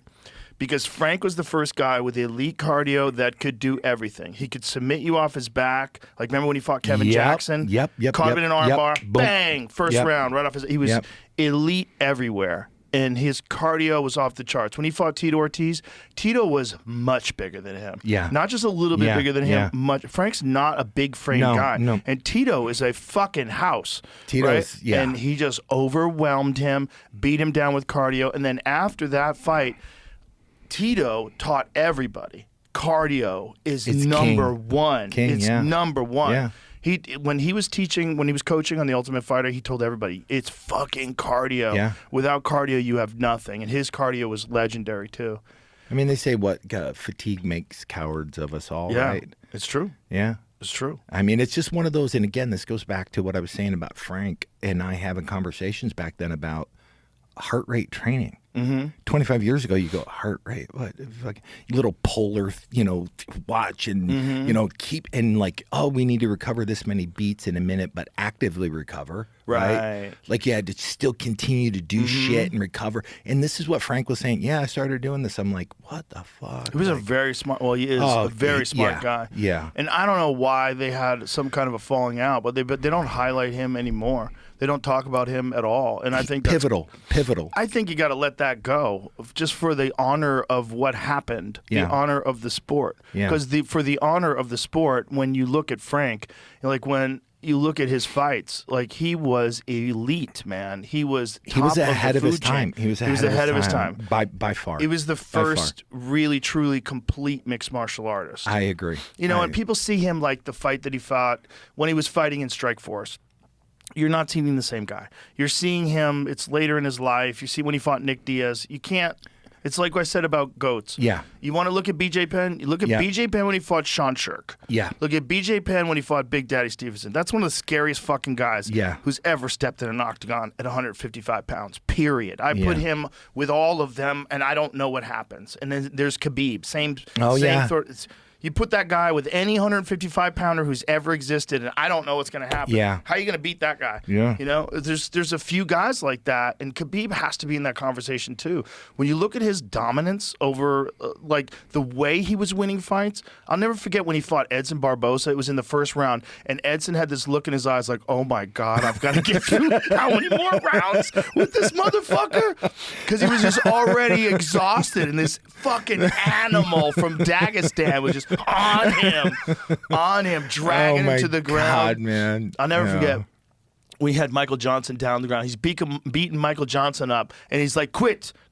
You know I need title shot is mine. You know title shot is mine. my you know I deserve God. this. Quit." And he's just beating the fuck out of him, trying to be Wow. nice. He gets him in Kimura, and I'm going, please Just tap. tap. I'm like, Yeah. please tap, Yeah. please tap, because I'm seeing that spiral fracture. Oh, my when they get that God. spiral Yeah, fracture, yeah, I'm yeah. Oh, seeing my it coming. God. I'm like, please tap. Please. We'd already been through that with Frank. When Frank got Minotauro in that. Yeah, Here it oh is. my He's God. talking to him. He's like, listen, give me some volume. I need to fight for the title. You know I deserve this. Come on, buddy. I don't want to have to hurt you. Oh my God. Look at this. I mean, he's I've never doing seen what this. But this speaks to your point. See, everybody agrees. The people are cheering. Look, I need to fight for it. Look at he's trying to be nice to him. That's such dominance. It is. Trying to be nice to a nice guy. Like, come on, you know what the fuck is going on. Yeah. And again, to his credit, he didn't. I think he could have just fucking ripped that arm apart. He let him tap. I think he Wow. He was so dominant, this is man. like, again, we're saying like taking somebody's fucking will. He was a will taker. Like Oh when he my did to God. Connor, Oh. when he got on top of Connor, he's like, let's talk now. Just beating his face in. Going, come on, you want to talk? Let's talk God, now. man. You talk about humble pie, like fucking having to sit back and like, Yeah. because that's at a level where because you're a bad motherfucker to begin with, and somebody that's even a badder motherfucker Who just dominates you. just oh my God, Just could kill you. Same size as you, and basically he could kill you. If he wanted oh to, my you're God. dead. Yeah. You're not going to live. He's going to live. He could just literally choke you unconscious and just keep choking you till you're. He was going to break his neck. He had him in that fulcrum choke. That is such a nasty choke. Look, here's where he gets it. So he's getting it, and he's holding on to it. Look, he's not God. he's not going all through. No, if he no, wanted no. to, He could have just ripped it drop off. that right hip Yeah. down, pull that left arm up, and that thing's snapping like a twig. It's so scary. Oh, my God. That's my scariest other than guys when they break their shins. Yeah. When they oh go my shin God. to Yeah, knee and the to shin knee. snaps in half. Like Silva breaking his leg. Oh, it was you know? horrible. Oh, Weidman was the worst. like that stuff. One watch is good enough. It was That's good so enough. when Weidman's You don't was need to so pull. You don't need to pull loud. that one. Up. And Weidman, don't pull that one. Weidman's went through his calf. Yeah. His bones snapped through and poked out of his calf. Oh, which is real dangerous too, because then you run the risk of heavy infection. Yeah, all of that. All that. You're Oh. on the dirty mat. You got an open wound, and No, some of that stuff is just like, gosh, man, it's other Do level. you feel weird that you did it? Like now, when you look back on it, Yeah. you've been removed for so long. You're like, you beat the fuck out of so many dudes. I remember when you took Dan Bobish down. You stuck your chin in oh his my eyeball. God, man! First, and the only one still exists. Yeah. right, is the submission by chin and eyeball choke. Yeah. I don't know if you call it choke, but I'd never seen anybody do that before. I'm like, that's genius. you know what? It wasn't illegal, It wasn't illegal. and I know it hurt like a motherfucker for Well, him. why would it be illegal? Why is it okay to elbow the eyeball, but And it's you not okay to can't shove your chin in there? Chin, I don't know. You know, and those are the headbutt days. Oh, so yeah. headbutts were Oh, legal. yeah. So why wouldn't it be legal Yeah. to? You could chin butt a guy if you wanted to, I guess. Yeah. So if you use, I mean, but the thing is, it's a real weapon. Yeah. It is real. It's Yeah. very effective. Like I don't think we should poke to eyes because Yeah. that'd Yeah, be that's a crazy. different The eyes thing. are so Yeah. vulnerable. But that is also obviously a real weapon. Like kung fu guys point to that all the time. They go, "Look, these guys are the toughest fighters in the world. You poke them in the eyes and they're fucked." They're right. Yeah. They're right. Absolutely. Yeah. Yeah. I mean, I don't know how good you are Yeah. at eye poking. You have to be pretty fucking accurate. Yeah, you have to be That's not really something you good. can count on. No. Yeah, here it is. Yeah. You shoved your fucking chin right in his eyeball. And he's just like, Bro. And I know. So when I'm down there, I could hear him. Like, Oh, yeah. fuck, that hurt. Oh, it was horrible, dude. It was horrible. But Yeah. it's again, it speaks to what we're talking about, the dominance of elite wrestling and how elite wrestling, it surpasses all martial arts. It's Yeah. the number one most, and an elite wrestler can learn jiu-jitsu. Yeah. Okay, an elite grappler you could easily teach them how to do head and arm chokes, triangles, all that, yeah. all that. Yeah. That's not, you're Yeah. already used to manipulating So bodies. part of my participation in ADCC was to represent wrestling. right? Yeah. Because the first year when I got approached to go over there, I'm like, what is that? Like a submission grappling, like gi-less grappling or gi-less jiu-jitsu. Right. And they're like, hey, listen, here's what we're gonna do. We're gonna give you X, come over. And it wasn't a ton. It was like $15,000 to go over. And I was like, okay. I was like, all right. He's like, fuck, I don't know. But while you were fighting. Yeah, while I was fighting. And so I'm like, okay. I just go. Just as a source of pride to rest. It was one of those where I was like, okay, now that it's explained to me, I go, well, wrestlers need to be represented there, right? Yes. And so I go over there, and it was one of those things where it's like, well, I can actually show everybody here in this world that thinks their shit's dominant, like, no. This is a skill set you need. You need elite wrestling skills, Yes. right? You can have jiu-jitsu, black belt, and all this stuff, but if you're missing this piece component to it, you're fucked. You're fucked. And so it was all about control. Did you see the most recent fight with Mauricio Rufy? No. Mm-mm. Okay, so Mauricio Rufy, who is one of the most dynamic strikers in the sport, he's literally like a big Conor. I mean, it doesn't make sense that he's in the same weight class as Conor because I think he's 6'1". Oh. But he's real tall. He's at least 6 feet tall. He's real tall and long and just elite striker. But he fought this cat, Benoit Saint-Denis, who is a judo black belt, elite on the ground, super fucking strong, and he just dominated him, man. He got a hold of him, ragdolled him, got him to the ground. And Mauricio had his moments in the fight standing because Benoit Saint-Denis is a French Special Forces guy. Yeah. He's a hard motherfucker. Yeah. And so he did stand with Mauricio for a little bit, but he got dinged up a little bit. But once he got him to the ground, it was just full domination. God. And then it left everybody in this position where we were looking at Mauricio Rufy as being like, that guy's a future world champion. Yeah. To like, oh no, like that gap's too wide. Yeah. Like he's got to learn so much to be competitive with the elite. Now they're going to know. Yeah. Imagine like Camaro in his prime. God, no, forget it. Camaro's Yeah, and that's prime. that gap we were talking about. Like you, Elite there's no way to wrestling fucking gap. make that up. There's not enough time in your career. Well, we got to be see able to do that. Camaro was like 38 now, okay, and he just fought Joaquin Buckley and dominated him. Wow. And Buckley's another one who is this guy who is dominating everybody at 170. He just knocked out Wonder Boy. And we're like, this fucking guy might be the one. Yeah. And then all of a sudden, 38-year-old Kamaru Usman shows how fucking important wrestling is. It's everything. It's everything. Yeah. Because Isn't it you could be crazy? defensively responsible. Yeah. Like he's very defensively responsible Yeah. standing. You Yeah. know, other than the Leon Edwards kick, he very rarely gets cracked. Yeah. You know, Gilbert got him a little and dropped him, but very rarely gets in trouble standing. But once he gets you, the gap is so big. You can't make that The gap's up. so big. Yeah, that's and again, this is one of these things where fundamentally also wrestling gives you a cardio base that you can build off of. Yes. Not only because that's the other missing component, right? It's like this.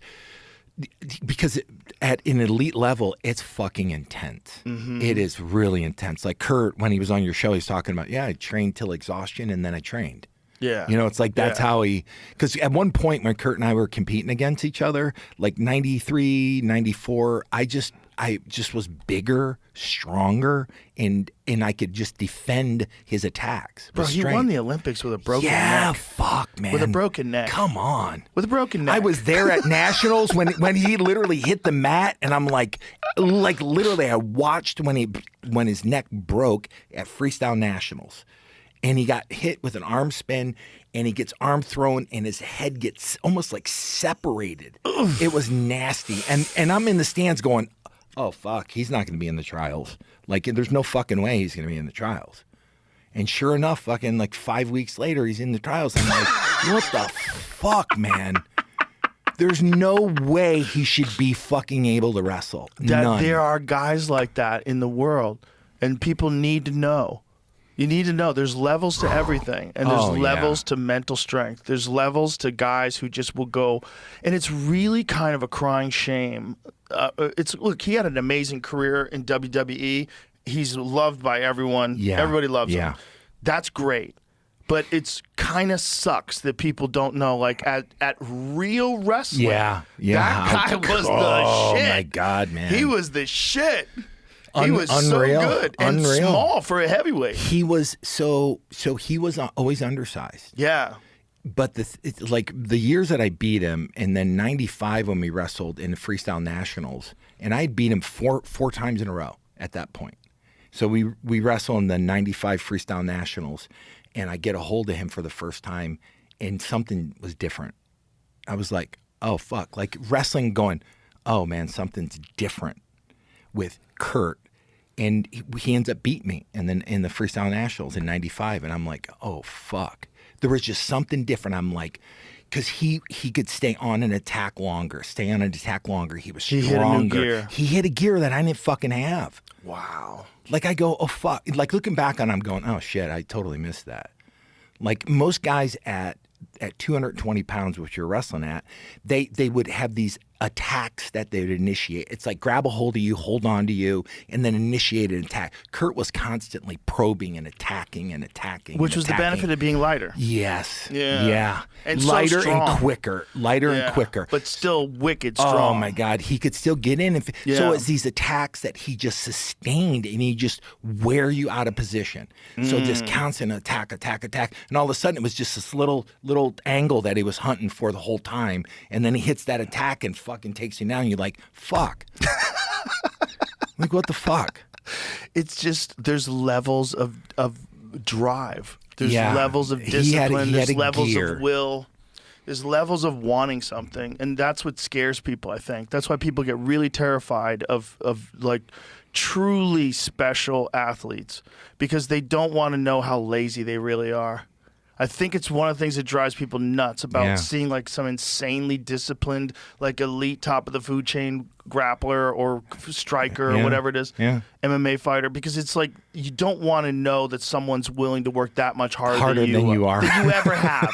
Than you ever have at anything. I know. At anything. Fuck. That's, I mean, Kurt was one of the, where he opened my eyes, I was like, fuck, there's another gear. Yeah. I thought I was training fucking hard. That's what's crazy. We're kind of seeing, we've had this conversation recently in regards to Merab, because we're saying, okay, is Merab just physically gifted? Because I think Kane had some sort of a genetic advantage with cardio. Because DC would talk about how he would take 3 months off and come back in the gym and fuck everybody up with like cardio Somebody drills. that size, it's an anomaly. It's an anomaly. It's an anomaly. But Merab swears that when he was young, he had bad cardio. He said, no, I smoke cigarettes. I can imagine that. It's what he said. Like Sakuraba smoking cigarettes. He said he didn't take care of himself at all. I'm like, really? And it's just hard work and discipline. And then, so I have a bunch of friends who do 100-milers, you know, God. and, you know, I'm real good friends with my friend Cam Haynes. And Cam Haynes, he just did a 100-miler like 2 weeks before we went elk hunting. Like he does 100-milers all the time. He's done a 240. What is the Bigfoot 240? Is that what it is? He's done a bunch of these through the mountains with thousands of feet of elevation and decline. He's done a bunch of these that are 200+ miles. God, that's not. And you got to build up to that. But once you get to that, if you're sustaining it, you can do those things. So he does those things on a regular basis. He does multiple ones a year. So you didn't used to think that was possible. They used to say that if you ran a marathon, like you were destroyed for like 2 weeks. No, he was running a marathon a day while he worked a full-time job. So he was getting up in the morning at dark. He was running 13 miles. He was going to work. During his lunchtime, he would eat. After lunch, after work, he runs another 13 fucking miles. He would be one where I wouldn't want to look at him because I think I'm lazy. That's the thing. That's why there's a thing about, like, I think I'm lazy and I love him. He's my friend, but I think I'm lazy when I like watch what he's doing. And Goggins is another one. Yeah, oh my and God. Goggins is even more insane because he ain't doing it for nothing. He's not preparing for elk hunting. Yeah. He rarely even competes in races, but yet he's doing a level of cardio where he brings world champions like Israel Adesanya comes to train with him, and he's throwing up in a bucket. He can't keep up. And Goggins is 50. Oh my God. He's 50. Wow. How old is Goggins? 50. 50. 50! Oh my God. And he's got two terrible knees. Oh my God. He's had many knee surgeries. my His knees God. are destroyed. And he does not give a fuck. He forces them to work. golly. So again, this is like, that's a level which is just exceptional. Yeah. Because there's just What's a weird level? It is, because that's a pocket. It's just a pocket of people that have that. There's only a handful. There's only a handful like that guy, because it's not just that. He broke the world record chin-up competition once. Like he's done a ton of things that are just like physically insane.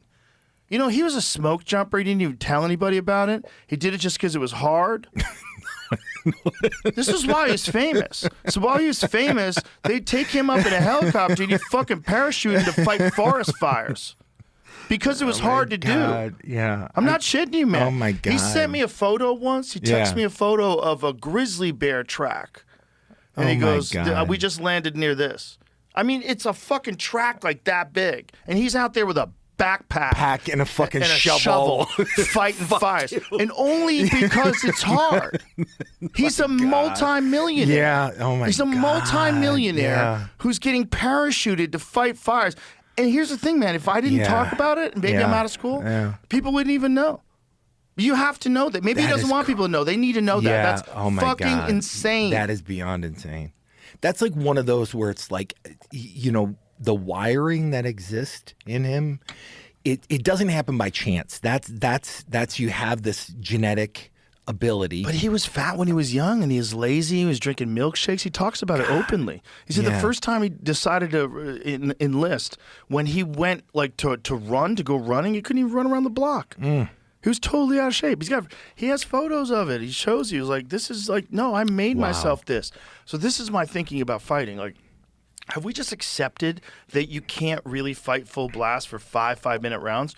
Or is it that no one has built themselves up to a level where you can? Like when you were talking about how Kurt hit a new gear. My God, or with the gear that Merab is clearly on right now. Or Hamza. There's that gear. What if like we're going to push that even further, where there's guys that can sprint for 5-minute rounds? Like there's a few flyweights that can do that. Yeah. Like Pantoja can kind of sprint for 5-minute rounds. He can go. So they'll eventually be a fighter that can do that. Yeah, that's what I'm thinking too. And because it's just one where, like I was saying, from where I started from 25 years ago, and the training methods and how archaic they were, and how little knowledge was out there. Right. Now knowledge is advancing at such a rapid rate, and they're understanding how to recover. They're understanding all these different factors that just weren't there. Yeah, and if you add in a bunch of stuff like hyperbaric chambers, so if these guys have access to hyperbaric chambers and training with hypoxic chambers and shit like that, there's levels and levels and levels that can be reached. You just have to be a complete fucking psycho and go through all the levels. Yeah. And get it's like Donkey Kong. like measure all your food, all your electrolytes, everything throughout the day. Have your sleep environment perfect. Wear a mask. I'm telling you, there's guys out there that'll do it. There's guys that'll do it. They'll do it. Well, they have to if that's where you get the edge, right? Yeah. I mean, it's becoming to a point now where the financial benefit is worth the sacrifice, right? Yes. That you'll end up going, okay. Because what started to happen when I was fighting is that once the financial piece started getting in there, it started attracting more talent. Right. So that talent, it brings the level of everybody up. Yeah. And then all of a sudden, it's like a little bit more money, talent that could have maybe went and did something else. They're going, no, I'm going to go do this because I can make money. Yeah, this is the thing, right? If you're a young kid and you're really good at baseball, but you also like jiu-jitsu and MMA, and you have an amateur fight maybe, and you're thinking about what you're going to do with your career, you could be so rich playing baseball. Oh, God, You could be so rich. If you're really good at baseball, you can be rich as fuck, and nobody's trying to kill you. Yeah. Nobody's trying to beat you over the head with elbows. Yeah. Nobody's taking you down in front of everybody and humiliating you. Wow. Fuck this. Let's play ball. Dude, seriously, I fucking play baseball in a heartbeat, man. Fuck yeah. Oh, my So God. that's the problem with MMA is like you hear like, what is it to fight in the UFC? Like, what is the bottom scale? What's like the lowest contract that you get in the UFC in 2020? And this is not even saying they deserve more, because this is just how the sport works. Yeah. And it's way better in the UFC, by the way, than it is in boxing. When you watch a boxing card, most of the money's at the top, and there's very little spread out. Yeah. There's guys that fight in the UFC undercard that make excellent money. But when you first start, you don't. I think it's like 10. It's one of those things where it's like, would I expect to like start at Microsoft, right? Yeah. And going, yeah, I get $1 million a year. Fuck no. You work your way into, and that's one of the things about the sport. As long as it has the opportunity to let somebody grow into it, and still gives them financial incentive to grow into it, right? Right. And just one where it's like, I wouldn't expect like, hey, I'm a good fighter, pay me $1 million. It's like, well, that's not how it fucking works. No, I wouldn't say $1 million, but wouldn't you say, like, let's make this argument. Wouldn't you think that for young, struggling fighters, if they got paid more for fights, they could put together better camps? They could. They could get better recovery and nutrition, have less stress, and be able to perform better, so it would make the product better. So here's where my career transitioned. I call it internally funded. My first 4 fights, I was using that money to get to the next fight, to get to the next fight, to get to the next fight. Then all of a sudden I get in Japan, and they pay me enough money for the one fight that the next day I woke up and I was a professional fighter, because it was the only thing I had to do was train as a fighter. What was the biggest check you got in Japan? A little over $500,000. Damn. Back then, that was a lot. Cash. Ooh. Yeah, fucking. How did you get it out of the country, dude? That was. How did you get it? Here's what's fucked up about it, right? So. My first couple times over there, I'm like, I put, like, first time I put 40-something thousand in one cowboy boot with the tube socks. I put 40,000 in the other cowboy boot with the tube socks. I'm serious, because it was straight out of the fucking cartoons how you got paid. Because the next day you would go up to a room, and you literally would have a room. You'd have an adjacent room, usually with Japanese guys in black suits smoking, and then you'd have this room, which is where you get paid. They had these, suitcases that had your pay. You could choose your currency, right? I'm getting paid in American dollars. So they would have your contract, slide your contract over, and then go, okay, this fight you get paid. This is the dollar amount, blah, blah, blah. And they would literally take it out, count it. You would sign on it, and then they would just hand you the cash. First time they ever did that, I'm like, it's $150,000 in cash. And I'm like, fuck. I'm like, I'll be right back. I go to the bedroom it's in the hotel room, and I grab the fucking case to the pillow, and I go over and I fucking just scrape the fucking money, put it in the pillowcase, and I go, okay, thank you. And just start fucking go ahead out. I don't know what to fucking do. That's crazy.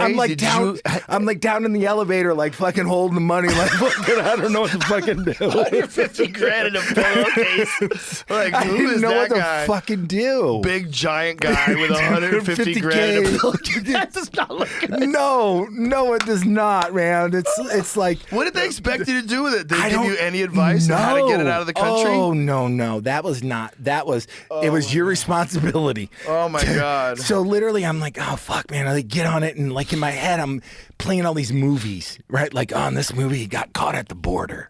I'm like, fuck. I know that's going to be this one. It's like, so I end up fucking just going, oh, cowboy boots, tube socks, like fucking $40,000 in one boot, $40,000 in the other, put it in fucking, and like walk, and like, you got anything to declare? No. And just like walk through it. But realizing that eventually when I claim the money, they hand a claim form. They go, okay, you're claiming $140,000. Okay, thank you. Have a good day. Oh, you just have to claim it? You have to claim it because they want to send it. They want to send that receipt to the IRS. Oh. Okay. So when you go through customs, I thought it was just a function of not being able to take that much cash. So no, without when like when you declare it, there's that situation too, right? But when because everybody's going to go, where'd you get a half a million? Yeah, exactly. I guess back then, could you even No, you couldn't even YouTube yourself. No, you couldn't say, look, this is me, man. I just won. No, look, aren't I awesome? Exactly. This is how I really did win. Right. Back then, it was hard to get tapes. Oh my God! You know what? The like example I give is like the corner video store next to the shutters. Where all the porn was. Yep. Right next to that was the VHS tapes. Maybe beads. So everybody can hear it when you went through. You dirty pervert. You got to go see Faces of Death. Yeah, that's it. Those Faces of Death. Oh UFC. My God! Yeah. That was right. Literally, those were where the UFC tapes were. Those were the Pride tapes were. I remember. I was living in Hollywood. I just moved there. It was 94. It was when UFC 2 was available on VHS. Yeah. So I'd heard about UFC 1, but I didn't see it. And then UFC 2 I saw on tape. I rented it from like one of those video stores, and I was like, holy shit, they did it. I couldn't believe it. I'm like, Wow. holy shit, they did it. Because this was always the dream. This was literally Bruce Lee's conversation. Yeah, yeah. Bruce Lee's conversation, I mean, he was the first guy to be completely outside of the norm in terms of like sticking to your style. Yep. Because you were like a traitor if you Oh, left 100%, certain yeah. kung fu styles Yeah. or certain karate styles. He was the first guy to say, no, use what's useful. Put Yeah. it all together. Judo Gene LaBelle he got with. He got with Yes. Chuck Norris. He got with all these other. That was the first thing. Like the symbol is a kanji for a dragon, right? Bruce Lee was Enter the Dragon, right? Yeah. Dragon is all these parts to make one mythical thing. Yes. And that's that Enter the Dragon. That's that. Bruce Lee was the first one, if people don't realize it, he was the first one to go, fuck, this is incomplete. Exactly. And it's so fortuitous that he ran into Judo Gene LaBelle. Yeah. And because Yeah. I think once you grapple with that guy, you're like, oh my God, I'm fucking helpless. Oh. And then it's just like, oh, this is super important. Yeah. You know, because like Gene was one of the first guys to ever have like a mixed fight. So there was a guy who was a boxer, and he had a judo gi on, and he chases the guy and gets the guy into a grappling exchange and then strangles him. But Okay. he had like a boxer Wow, versus judo. wow. You never saw that? No. See if you can find it, Jamie. I want to say it's in the So way back 60s? So this is going to be way back when. Way So- back when. He was So this is Mark Coleman and I did a clinic in North Carolina that was a Judo Gene LaBelle clinic that he brought us in for. what year is this? 63. Oh my God. So Milo Savage. So the boxer looks like he's okay. I remembered it wrong. The boxer's bare knuckle, and he made him wear a judo gi though, which I would have said, "Fuck you! I'm not Wow. wearing this gi." He probably doesn't understand that that's a weapon Oh for my Gene. God, it's What an happened? extra set of We didn't see him hands. take him down. Oh, that's just. Did they show him taking him down? Oh my God. Oh, don't skip through it. I'm going to see the technique. Because once he grabs, that right is- here it is. So Milo throws up, but that's it. So once Gene's got a hold Oh, of him, it's over. It's fucked. It's over. I mean, you don't know what that even feels like until you feel it. Oh my God. So I rolled with Higan Machado, and oh my God. He's just putting him to sleep with a collar choke Oh here. my God. That is just brutal. Yeah, he's mangling him. Oh my God. He's just mangling him. This Oh poor my guy. God. And Gene his style was very, very brutal. Oh my God. Like he had a very almost like catch wrestling style Yeah, based yeah. submission. He had a lot of like very, very painful moves that he would do on you. Oh my God. You imagine just not understanding what you're agreeing to? No, and he just got choked unconscious. No, you can't know until it happens. I mean, I don't know how much cross training people did. I bet he probably thought I was just going to go in there and use my boxing. Yeah, and be I'll good. fuck him up. Oh my gosh. Yeah, it's just you don't know until you know, and then you go wow. But it's so wild that even at the highest levels, like at the level that you were wrestling at, a guy like Kurt Angle can go, well, let's take it up another notch. Another notch, man. Yeah. And that's the crazy part. You always find like me being a fan of MMA and UFC and watching it.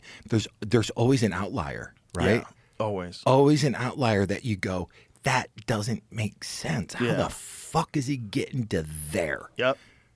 Right? Mm-hmm. And that's like, fuck, he's just found a new way to do it. He's found a new gear. He's found a new, way to just go, okay, this is what I'm going to do.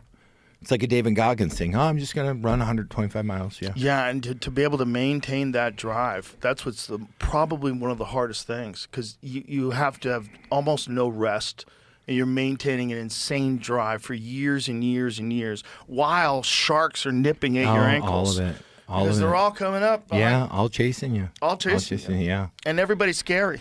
Ugh. Well, I used to tell my fucking training partner, I go, fuck, the getting there, that's one thing. Fucking staying there, that's the secret. Yeah. It's so hard to stay at that level because everybody else is building on your experience, right? They're going, well, this is what he did. This is what he's incorporated. These are the things he's doing. You know, I'm just going to build on it. Yeah. You know? There's some weird rules to this fight that they had agreed upon too, and Gene LeBell said that Savage had brass knuckles in his gloves. Oh, what? Yeah, let's start reading here the rules. He couldn't punch or tackle, he couldn't kick or tackle him. And in exchange for that, Savage offered to wear a judo gi. A judo gi. Oh, sorry. Oh, that's how they wrote it, right? Weird. Yeah, no, it's a judo gi. That's a new outfit. Said he wrote a karate one instead because they didn't know the difference. Okay, so in the apparent belief that LeBell was a karateka, so that's Wow. interesting. So That's he made a rule crazy. that Gene couldn't kick him. So Or because he attempt to thought tackle. that he was going to he couldn't tackle him and he couldn't take him. So it couldn't attempt tackles or takedowns under the waist. Ooh. So you had to only hip toss him or only drag him to the ground. Everything had to be above waist. That's kind of silly. Yeah, it's really silly. Because it's one of those things where it's like Greco. Yeah. They're doing like $1,000 Greco. bet. Yeah. $1,000 bet. Yeah, to anyone who could prove that a boxer would be beat by a martial artist, I think, in a straight fight. Wow. Well, This is way ahead of its I wonder. time. Yeah, I wonder if the brass knuckles thing is true.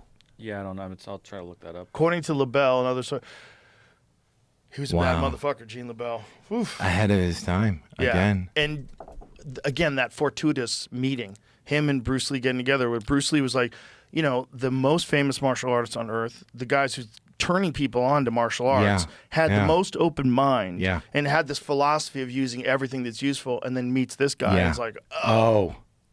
Here it Here we is. go. Yeah. he would have loved MMA. Oh my God, he if would have was fucking alive been totally today. jazzed on it. Oh my God, he'd be at every fight. Yeah, that's one of those things where you know, again, it's just somebody being ahead of their time. Way ahead of his time. But not just that, but like the first guy that became a world famous martial arts person. Like there was no real world famous martial arts people before Bruce Lee. I mean, you'd have to be into martial arts to And know to about know martial arts. yeah. But Bruce Lee, like everybody knew Bruce Lee. Yeah. Yeah. Changed martial, like igniting martial arts all over the world. Yeah. Yeah. I mean, it's one of those things where I look back on it and I've read like part of the history and stuff, and you understand it obviously way better than I do. But you know, like ahead of his time, just like when Gracie came along, ahead of his time, you know, and presenting something where he's knocking down all these stereotypes. Yeah, and they You had know? rigid stereotypes back then. oh where my you'd have God, to man. like get in gang fights to protect the style that you were like. They Do you, would. do They you would know? fight. Do you know? Like so, I started training at Beverly Hills Jiu-Jitsu Club, right, in California. And I remember that spot. So Boss would have me out there. Avi Rubin is the guy that owned it, and I would go out there and I would teach wrestling a couple days out of the week. It's how I got introduced to Boss, Oleg Tatarov, Marco Huas, and Pedro Hizo. They were training out of there as well. So you would get these guys, jiu-jitsu guys, that would sit on the outside, wait until the other students were gone, draw all the blinds, lock the doors, and go, "Can you teach us wrestling?" Because they were so afraid that if they got caught there with me, it was like a traitor. Oh, that's hilarious. Yeah. That's hilarious. So you would get like, That's so crazy. it was one of, it didn't make any sense to me because you would figure sharing information would be better. Yeah. And it was like, no. Jiu-jitsu, we're not sharing shit. We're not, you can't participate. You can't. It was so fucking archaic, like the outlook. And it's like looking back on it going, God damn, like, wow, that's dogma. That's like this, like, and It's weird. Like, yeah. They didn't all have that though. No, they didn't. There's some guys who were open to teaching people everything, but there was definitely some schools for a while that were holding back techniques. 100%. Like I remember when Hoist Gracie, one of my friends said that when Hoist Gracie caught Dan Severn in a triangle, that he asked his instructor to show it to him. He's like, "You're not ready for that. Nope. I'm not going to show you that." Like, why Yeah. wouldn't you just show him something that works? I rewound that tape probably 50 times, and I still can't. I'm like, what the fuck is he doing? Like, what the fuck is he doing? Like, I couldn't figure it out. Like, what the fuck is he doing? Because all of a sudden, Severn goes from beating the shit out of him, going, Yeah. he's fucking tapping out. Yeah, nuts. We couldn't believe it. I didn't know there's a name for it. You could submit a guy off your back with your Yeah, legs? like what the fuck? Like what? But if you look at it, like the space where he had Dan's head and arm is like that big.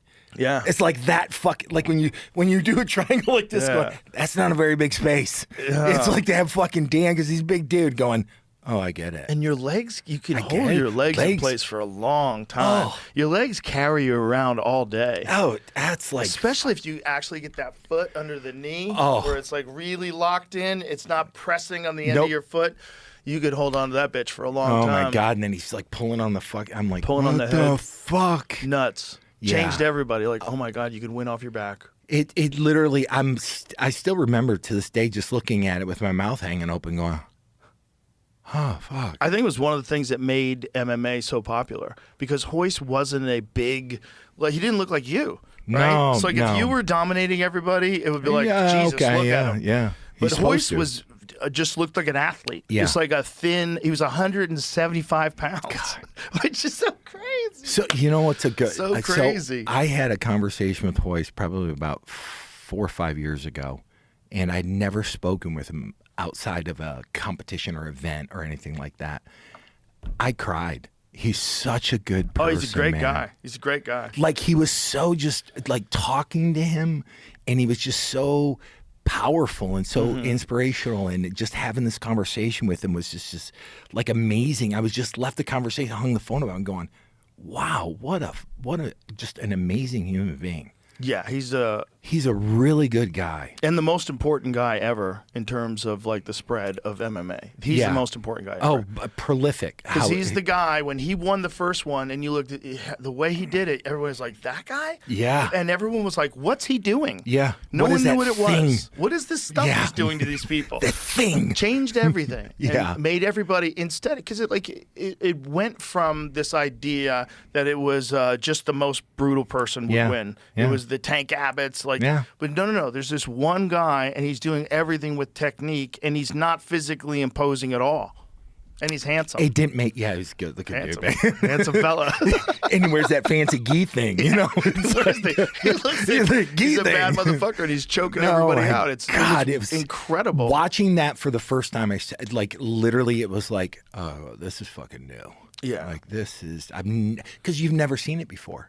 No, nothing like it. Yeah. And then the sport explodes. But the sport was getting fucked so hard back then by all these organizations that didn't want it ever to become sanctioned. Yeah. Like, because boxing was very threatened by it, and Everybody they had was. businesses with people, and then there was so much bullshit that kept it like it was out of New York until like 10 years ago. So or we something. were Like, we when- were on me and my brother, we were on our way to see a UFC event in New York, and it got canceled and it got moved down south. Yes, to Dothan, Alabama. Yes, UFC yeah. 12. Yeah, we were on our way. We were on our way to go see it. I was And- on my way to work at it. Oh my god! That was the first one I was going to work at. Oh my god! Yeah, and it got moved. Yeah, it got moved, and so New York was like, nope. nope, ain't having it. Ain't having it. Ain't happening. Well, they kept it out for the longest time, though. There was the guy who was really fighting to keep the UFC out of New York. Eventually got brought up on corruption charges. Oh, yeah. Shocker. Yeah. But it was like it had more to do with like unions and the fact that Zuffa, who owned it, they also Didn't have- owned hotels. And didn't have union. Exactly. Oh yeah. So yeah. there was a lot going on. A lot that makes you know, you I go- went. I went to the first sanctioned. The UFC flew me out to go to in New Jersey when they had their main card in New Jersey. Their first big event that was sanctioned by the New Jersey Boxing Commission with Tito, and they flew me out to that event. Oh wow. Yeah, flew me out to that event. And actually, this is at the time they offered me to fight. After that, they offered me to fight Pete Williams. Ooh. And it was one of those where they go, yeah, we're offered to fight Pete Williams. You might have to take a little bit of pay cut, but you have to believe in what we're doing. And I'm like, okay, what's the pay cut? They're like, we'll give you like an appearance fee of like $15,000 To You know? fight?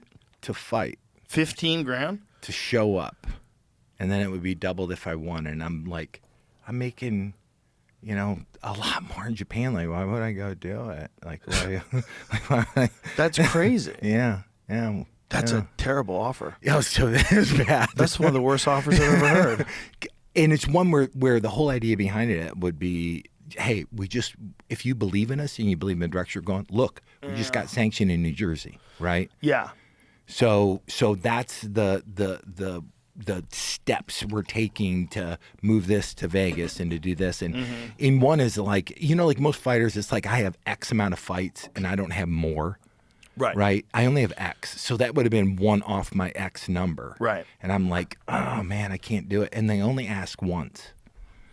At that time, the UFC was like, we're going to ask once. And that's it. Okay. Yeah. So was I'm just leaving that alone. Just leave that one alone. that one's one of like, okay. Yeah, Well, yeah. Why not? Why not Yeah. ask me a second time? Why are we negotiating? I don't know. If you were at Pride then, right? Yeah. So like, Yeah. what year are we talking about?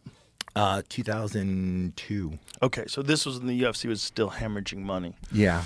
and isn't that crazy? Hemorrhaging money is still.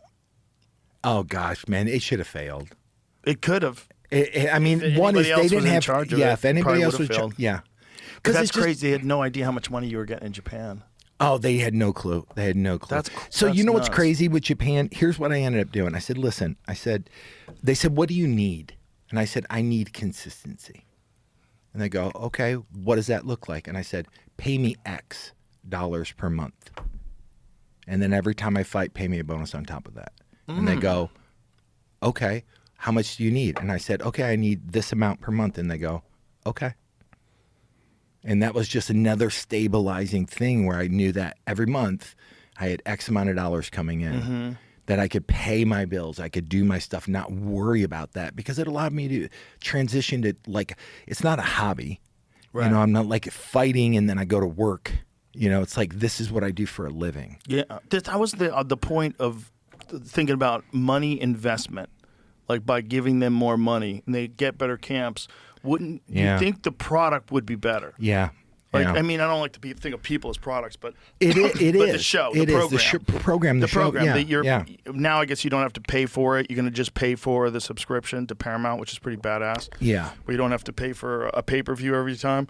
But if they had more money, they'd be able to do a better camp. They'd Yeah. be in better shape. The All the fights would way be around, better. all the way around. Yeah, they'd be better recovered. They have better nutrition. It's investing in what your product is. And your Yeah. product is elite athletes.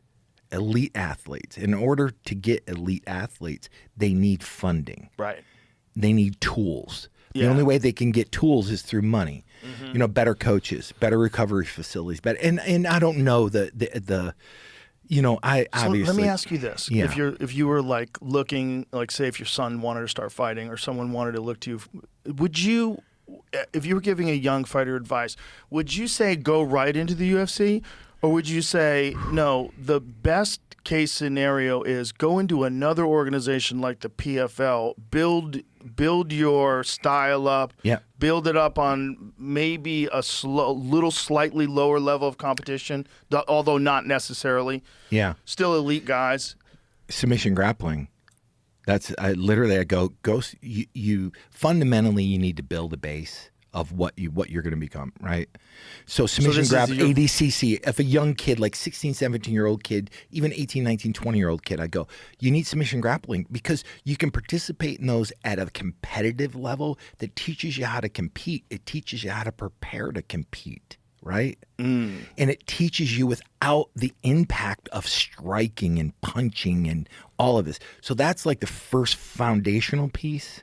And this is just my opinion, right? Foundationally is like if you have to have a mechanism out there which allows you to compete without having the physical impact that fighting does. So that would be the first thing, like submission grappling, ADCC stuff. All of that really teaches you how to compete, to train to compete, and it starts building that base. And then you start adding pieces in, going, okay, I understand this. Let's add the striking components into it now. And let's do these little like PFLs, or let's do this, let's do that. And it just allows you to build out something where you're not just throwing into the fire, because Yeah. that shit doesn't work.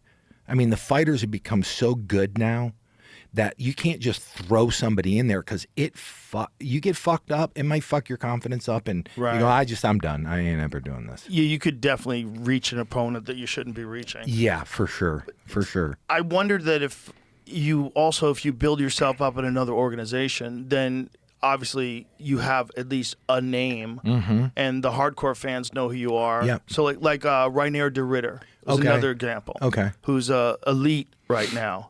I say middleweight, but I can't believe he's really a middleweight. He's so fucking big, but he's a fantastic grappler.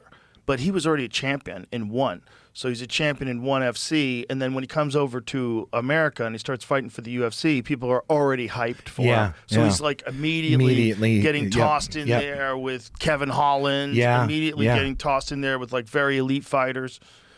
And so like maybe there's an argument for if you were like managing a fighter, saying like don't just if you fight well in the UFC, you might be 3 fights in and in the waters that you really can't swim in. Yeah, because the level gets high very fast. It does. Like maybe you'd be better off getting a few years in at a different level of competition to really tighten your skills up and make sure that when you finally do you've been ringside for this. You see when a young fighter, when he clicks and he gets it. And he understands how to compete at that level. It's brilliant. It's amazing. Like watching it, you're like, oh my God, he's in there. Oh my God. It gives me goosebumps to think about it because it's that moments that I can look at and go, oh fuck.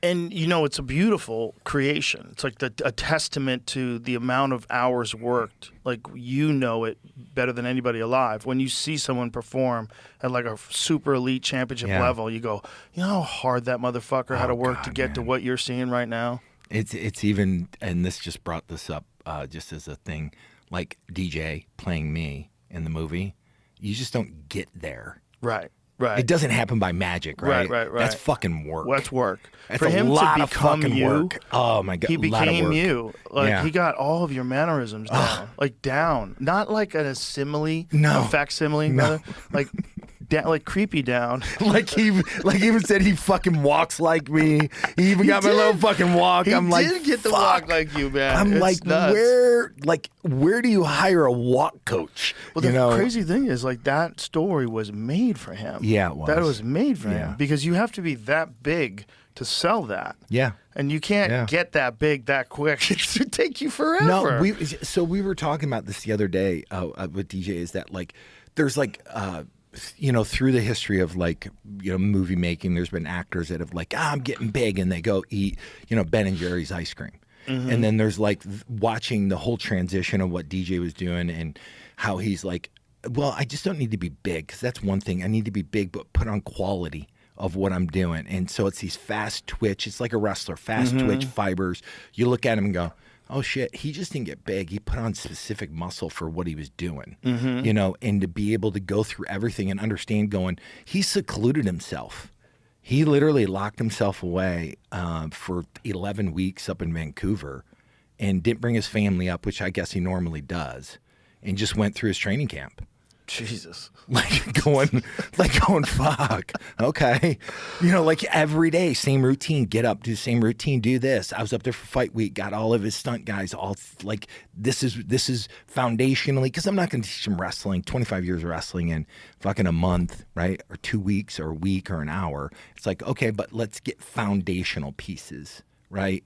Because the people are going to watch it, they can look at the film and tell whether you put the work in or not. Right. Especially someone like you. Oh God, man! Yeah. It was one where that was the biggest deal for Benny, is to be able to shoot these scenes without a stunt double.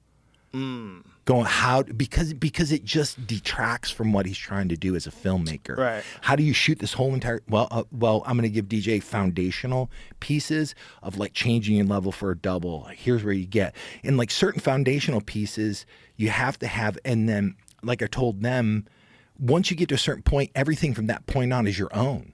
It's like when you watch wrestlers going, oh, he changes his level, and then all these little nuances, that's individual. That's individualized. Like Michael Jordan, it's like the structure for a jump shot's the same, right? But all these little nuances of like how to get to the position to hit a jump shot, that's Michael Jordan. Right.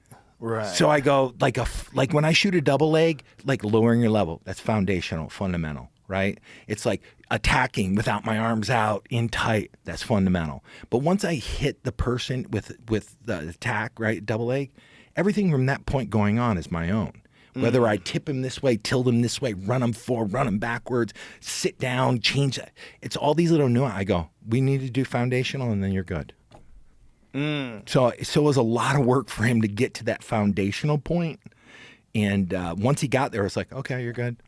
It looked very realistic. The fight scenes were excellent. Yeah. It was like really well done to the point where it looked like the historical fight. Yeah, they did. And again, this is Benny, just like him and how he wanted to shoot it. And I really appreciate that because it's like that's hard to do. It's hard to really capture. Like you watch a documentary or a docudrama rather on a person's real life when that person's a famous person like yourself, and I've seen you compete for decades. Yeah. I'm like I've seen it. I know. I remember those fights. They got it. They got it real close, man. To the point like wow. Yeah.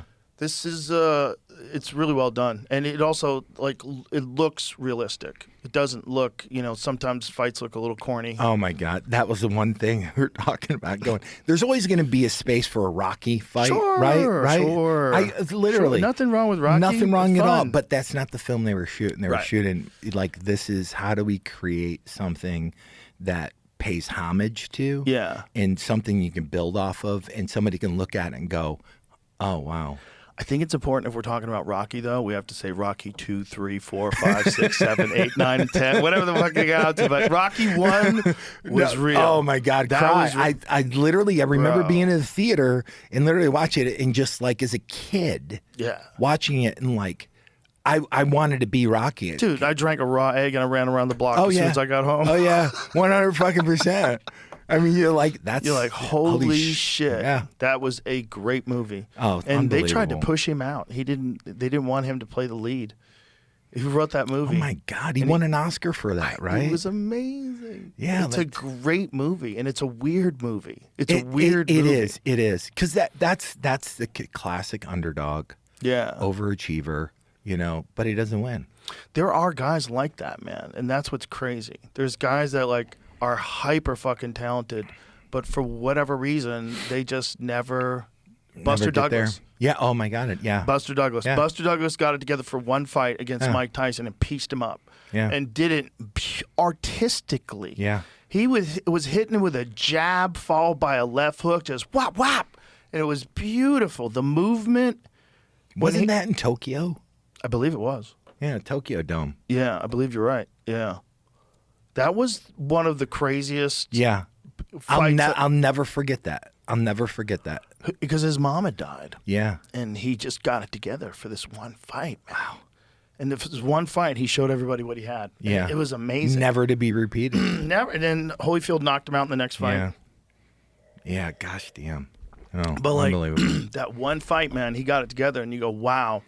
So there's guys like that out there that are supremely talented, but for whatever reason, they just never sustain, never can keep it together.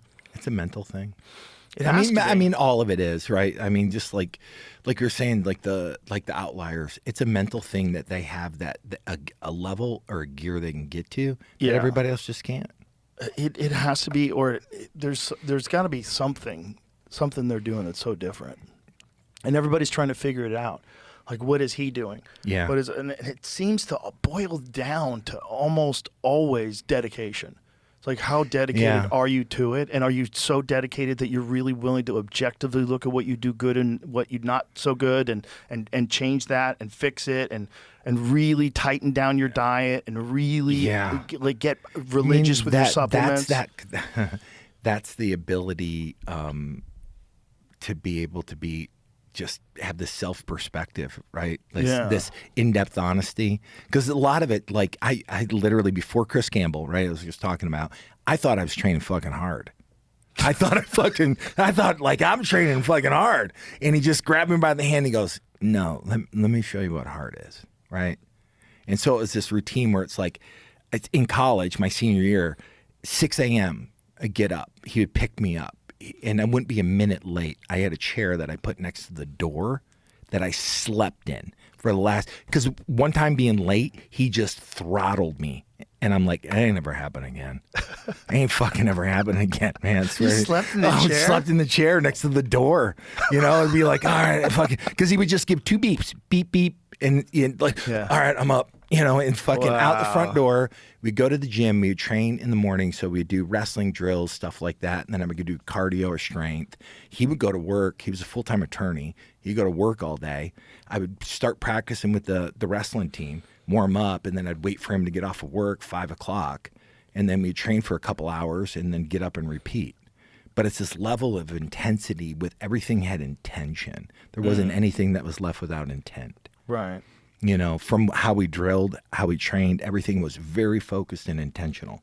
There wasn't anything like, I'm going to do this today. You know, it's like, no. Everything has intention. This is why you're doing this. This is why you're doing that. This is why you're doing this. And that's the difference. That's the difference. Yeah. Is this intention of every single thing you're doing has this intention for an end purpose. You know who Gordon Ryan is, right? Yeah. That's Gordon's belt up there. When Gordon trains 365 days a year, Yeah. he doesn't He's an take any days animal. off unless he's injured. And if he's injured, he'll still be on the mats watching. He watches everybody. He Yeah. says, like, I'm still thinking about jiu-jitsu. That's intention. And it's not just training like hard sparring. It's Yeah. going over technique, Yep. going over counters, tape study. All of it. All day. And that is somebody who's living their life intentional, Yeah. right? Everything has a end purpose. Everything. And it's why he's been able to do what he's been able to do. I mean, I've looked at it going, if he existed when I was doing ADCC, I would have never won. It's You know, because nuts. it's just a different level, and that's a skill set I had wrestling, but he's got a skill set that incorporates that plus 20 things more. And it's nuts because he gives away the formula. He's like, but no one's willing to do it. No. He's like, and he just says it with confidence. He goes, I put out all my videos out there for free. They're gonna watch. Isn't that he's- fucking funny though? I mean, he puts techniques up all the Oh time, my shows you how to do stuff, God. and he sells my DVDs still. God. He makes millions just selling instructionals because God. that's how much he knows about jiu-jitsu. Oh my gosh! And he's only man. 30. Yeah. And everybody considers him the greatest of all time. You know, it's crazy. It's funny. This brought this up. So when DJ and I connected again in 2023, when this got kicked off, green light for the film, he sends me this picture of Panther videos, Panther martial arts, seek and destroy videos that I did that are on a VHS tape. He's got like 10 of them in the picture, right? And it's Mark Kerr, Seek and Destroy. Benny had found them and sent them to DJ, and he's like, study him. So it's this videotape series that I did for Panther There it Production. Here it is, man. Whoa. So this is one of these things Seek and where destroy. Oh my No God. holds barred fighting techniques. Yep. And so DJ sends me this picture, and it was fucking. I was literally like, okay, I'm in. Dude, look at the size of you. You look like a superhero. Oh, dude, I had such. This is. I call it phone booth fighting, right? Like I could. In a very small space, I could generate a fucking shit ton of power. Oh, dude, you were a freak. Shit ton of power. You were a legitimate freak. And I remember, like, watching you fight the first time, I was like, that's going to be a real problem. Like, that's going to be a real problem. What do you do with that? 'Cause it's one thing that you're giant, but it's also that you got elite wrestling skills on top of that. Like, Oh shit! fuck. Yeah, this might be a problem. Yeah. Oh my god. All these dudes in karate gis are like, God damn it. Yeah. Oh my gosh. You're like, Phil, I'm turning in my gi. And then the gi, the problem with the gi is anyone can grab it. Yeah. You know, it makes Yeah. wrestling even easier. If you allowed the gi still, I think there'd probably be a few people that get choked out, but also a lot of people get taken down a lot easier. Yeah. So Because you can grab the gi. Higgin You have to be able to grab the Machado, gi. I've rolled with him. Right. Jean-Jacques and Higgin. And Higgin, it was like giving him an extra set of hands. Yeah. I go, dude. I literally so in Torrance when I trained with him, there's one room and then another room and there's a door between them, and so he had half of his class kind of all stacked up in the door watching us train, and it was like 5 minutes with a gi, and I just looked at Higgin and I go, I ain't never fucking wearing this thing again.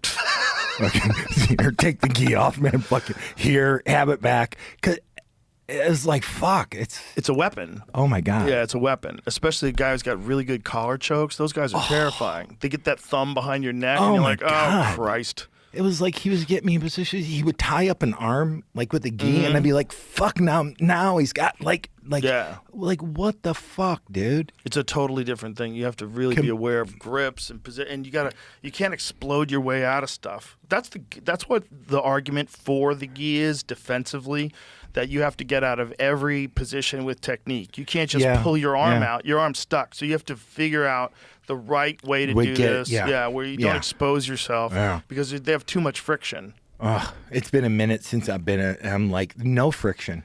You literally, it's all friction. I mean, it's like it's all no friction. slip. It's a problem if you have one. But the thing, Eddie Bravo always used to say, why would you want to train in that for MMA, though? He's like, that would be crazy. That would be like saying, if you play racquetball, you're going to be better at tennis. Yeah, Like, no, play tennis. Yeah. You have to play tennis at an elite level. You should be, all your grips should be based on control of the body, gable grips and all that. underhooks and overhooks. And like you can't. Because that's the one thing that we saw with a lot of jiu-jitsu guys in the early days. They were so used to grabbing collars and grabbing sleeves that when they went to the ground, they lost 30% of their game. Yeah. And that's the evolution of, it's why I like foundationally gi-less grappling, right? Because it just teaches you fundamentally what you're about to do if you're going to get in MMA. Yes. Right? For sure. Foundationally, it's like that's where you need to start. Yeah, I think so. You know, because even to the point where it's like because you have a lot of wrestling in there and you have a lot of moves. Like my first times at Abu Dhabi, the only thing I kept saying is small moves, small moves, small moves. Like I didn't like I literally, if I felt uncomfortable, it was these small, tiny moves. Right. You know, it wasn't this like explosion because it's like, fuck, I don't know what I'm gonna explode into. Right. You know, so it's foundationally, it's gis are, it's a different sport. It's a totally different sport, but I think there's something to be gained from cross training with the gi. I think the gi is like, it's a fun thing to do, and in most street fights, the realistic thing is you're going to be wearing clothes, and especially if you're fighting in a place that is where people are wearing winter coats. Oh God! Like, oh my God, that'll be amazing. Like, there's so much stuff. A smorgasbord. So many things to choose from. So much control available. But for if you really ever wanted to think about competing, I would say just go right into wrestling. Wrestling and jiu-jitsu. Learn that stuff first. That's foundational. Foundationally, yeah. You have to. God, man, I can't believe you've been involved in this long, Joe. I know, it's so long. I mean, you're a spectator to history. I know. I feel super lucky. Incredibly fortunate. You know when I felt the most fortunate? During COVID. Because everything was locked down. You couldn't do anything. But the UFC was still putting on shows. And you'd get tested. And you'd have to get tested when you got there. Yeah. And everybody's wearing a mask until you get to sit down next to each other. Yeah. But we were in the Apex Center. And I got to watch like world championship fights with no audience. I was like, this is crazy.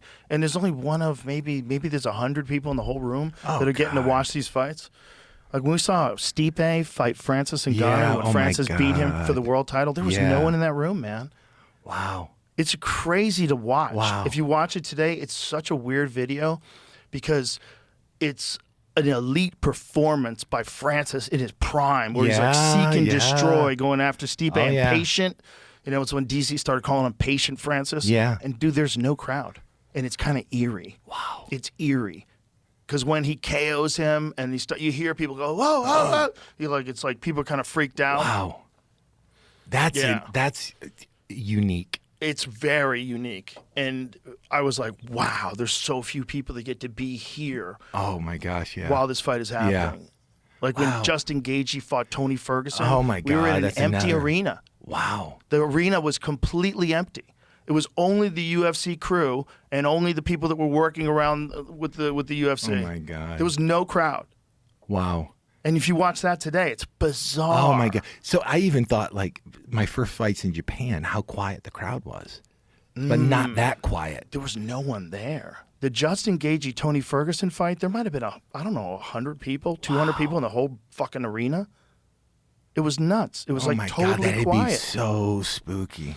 It was eerie because you heard the slaps of the punches and kicks way different. Oh, I bet. Because there's bet. no people cheering. Because there's always people cheering. Yeah, It's always this yeah. background noise, the UFC, like, Yeah. and you hear thuds and stuff, and I hear a little better than most people because I'm wearing the headphones Yeah. and the microphones are in the, but you don't hear it like you hear it when there's an empty arena. When there's an empty arena, you hear the thud. I need to go back and watch that to see if I can thud hear of shins yeah. hitting meat. Oh my the God! meat, that so thud. so I've sat there with a group of people that like watching somebody check a kick in here shin on shin, and just me, nobody in the room getting it, but me going, oh Yeah. driving it like, Ow. I don't care. Like I don't care. That Owie. fucking hurt. That hurt. I don't care. You can poker face that shit all you want. Oh, dude, it fucking hurt. That's like a big fuck you. Like I know that hurt, dude.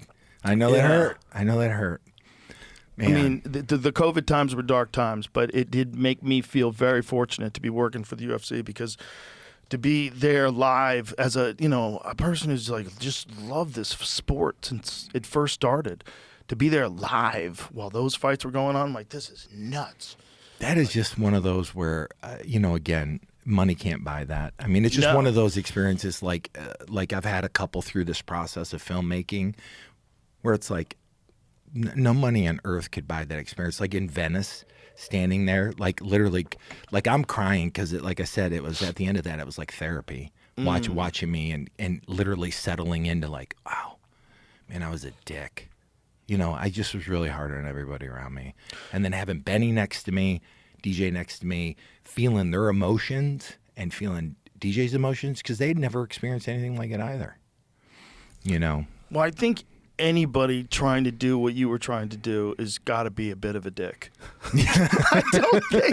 I don't think as nice as you were and you were always super friendly, you're doing something that's really insane. Yeah. You're cage fighting for a living in front of the world in your underwear. Yeah. Oh my God. I tell people it's hot pants. I go, fucking, I'm in hot pants. You want to know the truth? Fucking hot pants, I mean, you were a human superhero, built like a human superhero, and you're fighting for. Who the fuck expects you to be normal? No, they do though. But that's that's one where what's I'm crazy. like, That's what's no, I was a crazy. selfish, self-absorbed, and I look at it, I go, okay, all right, I can accept that, and understand that I was trying to raise everybody up.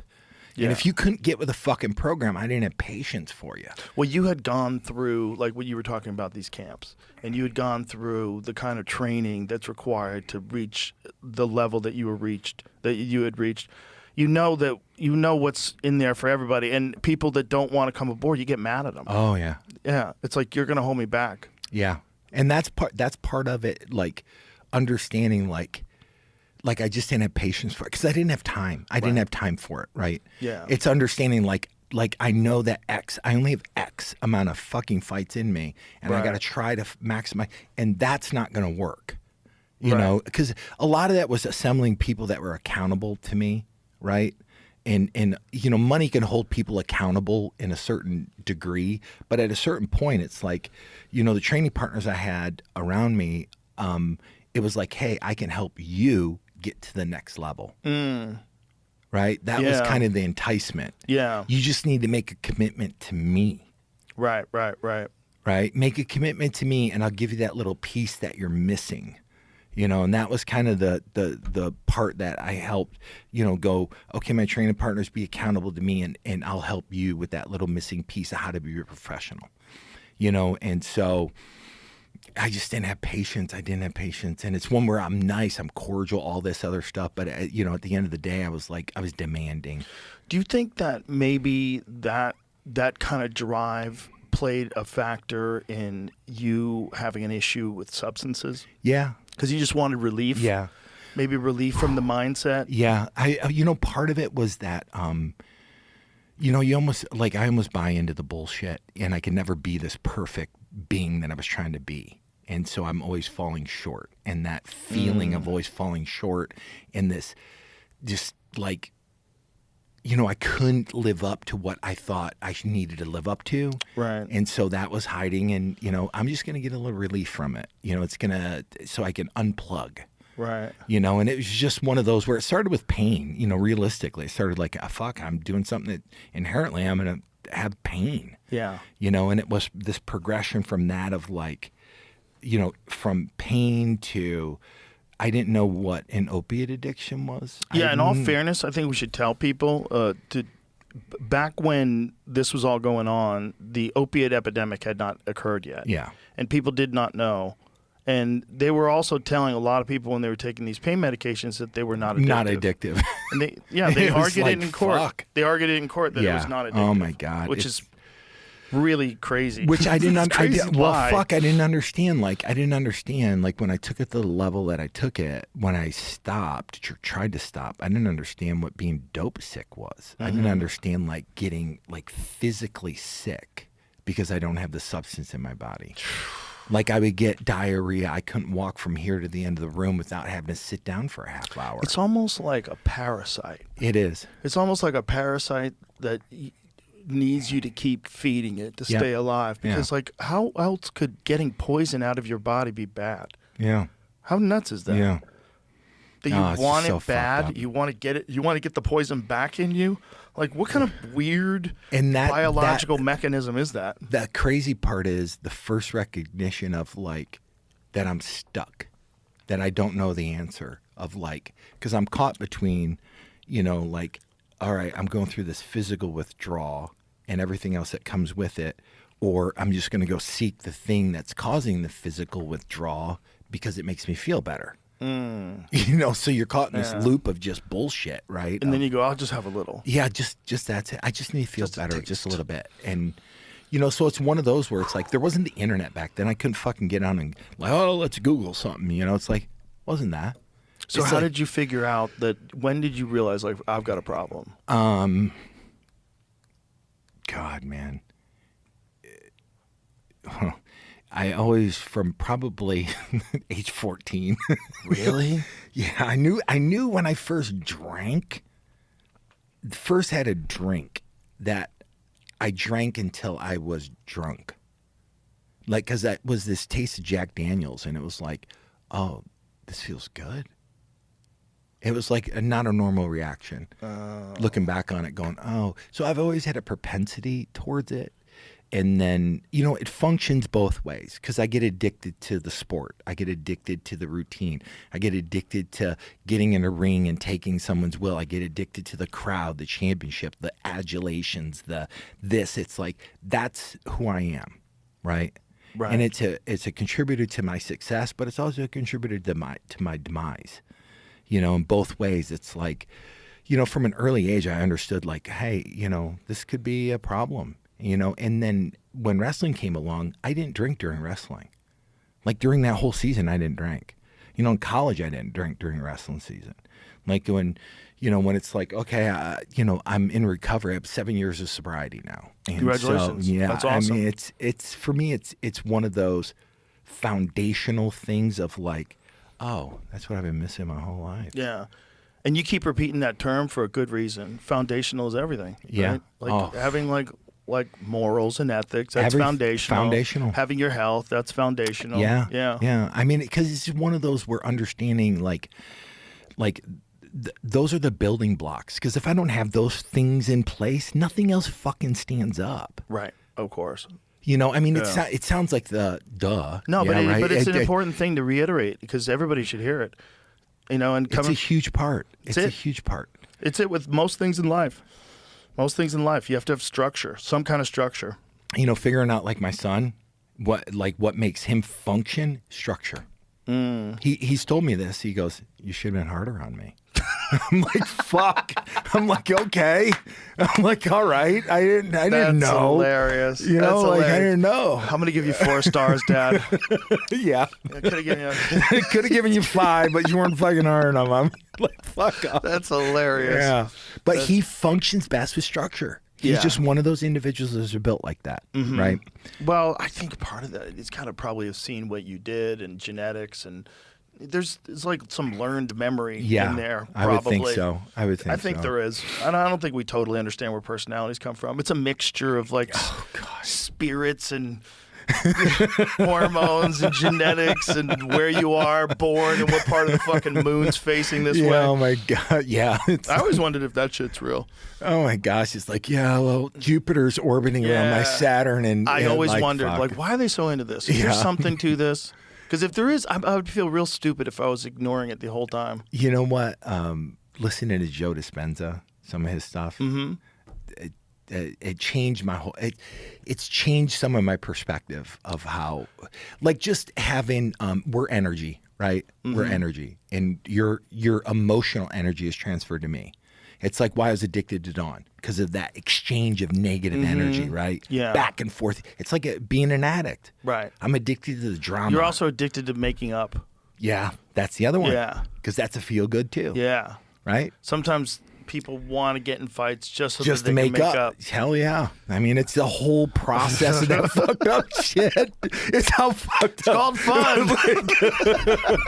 Oh my God. What do you hate fun? Yeah. Oh my God. So it's Yeah. that really fucked up part of like understanding, like looking back on it going, oh shit. Bro, when you guys were fighting in the movie right before you were about to fight Fuff Chenchin, it is, Oh my God. it is such a crazy scene.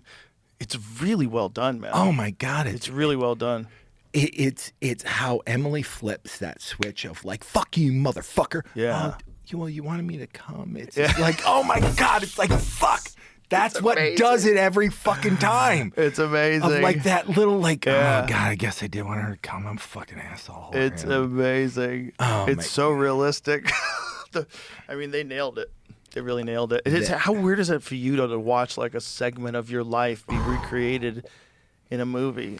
Is it? I mean, It's so surreal. I haven't found another word to explain right? it. It seems like there's not a word that they figured out for that one. There's not, because it's just one where it's like, you know what? On the other side of it, and this is just me going, you know what? I'm grateful. I have a sense of humility. I have a sense of just being like deep, profound gratitude that DJ, Emily, Benny, everybody involved in the film wanted to take this on. Yeah. Yeah, it's amazing. Because I looked at it going, like a lot of it's self-worth going, you really want to do a movie about my life? About me? Like, what the fuck? Like, really?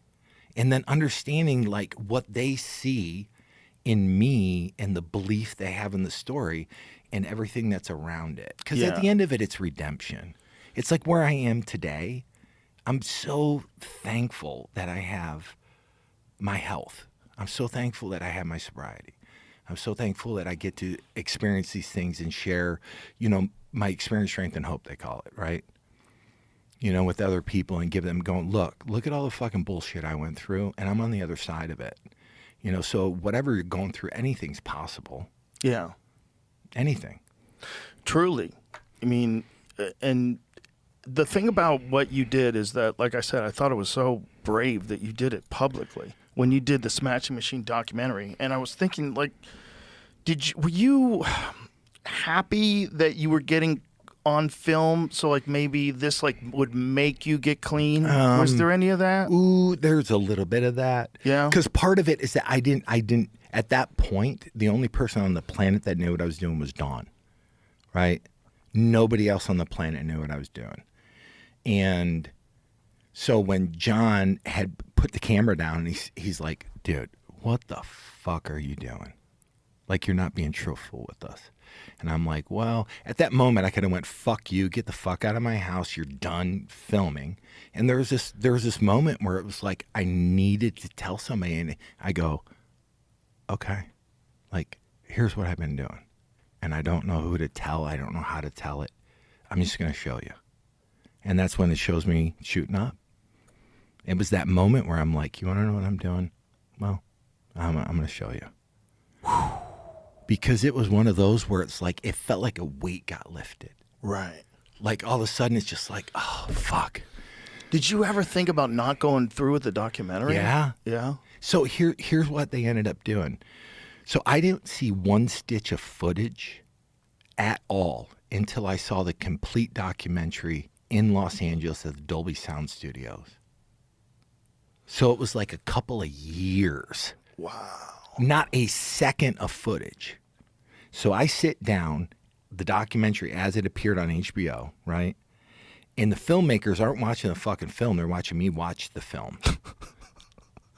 Right? Wow. There's like 8 of us in the movie theater. I get the film's done, lights come up, and I literally stand up, and John Greenhall goes, what do you think? And I go, I'm going to have to get back with you. And I just walk straight out. Don't say another fucking word. Get in my truck, start driving. Back then the phones, like in the car. He's calling me on the phone and he goes, "You're gonna be okay." I go, "I have no fucking clue. I don't know. I honestly don't know." Because the agreement we had in place was I had final veto over the content of it. But he never showed you the content? Until that day I saw it in the Dolby Sound Studios in Los Angeles. The content, the whole film, I didn't see any of it until that moment. So literally I drove home and John was like, "What?" I go, "You have to give me a day. You have to fucking give me a day." I said, "I don't know. I don't know if I can go forward with that. I don't think I can. It's just too fucking much." Okay, so you did have the power to veto it then. Yeah, I did. At the very. What made you decide not to?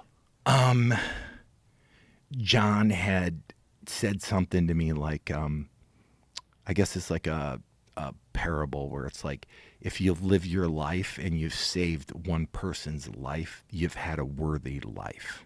Meaning that if somebody watches this and sees your struggles that you've gone through and sees the hope that you have in that in your recovery, it gives them hope, or it gives them, because what keeps you addicted is shame.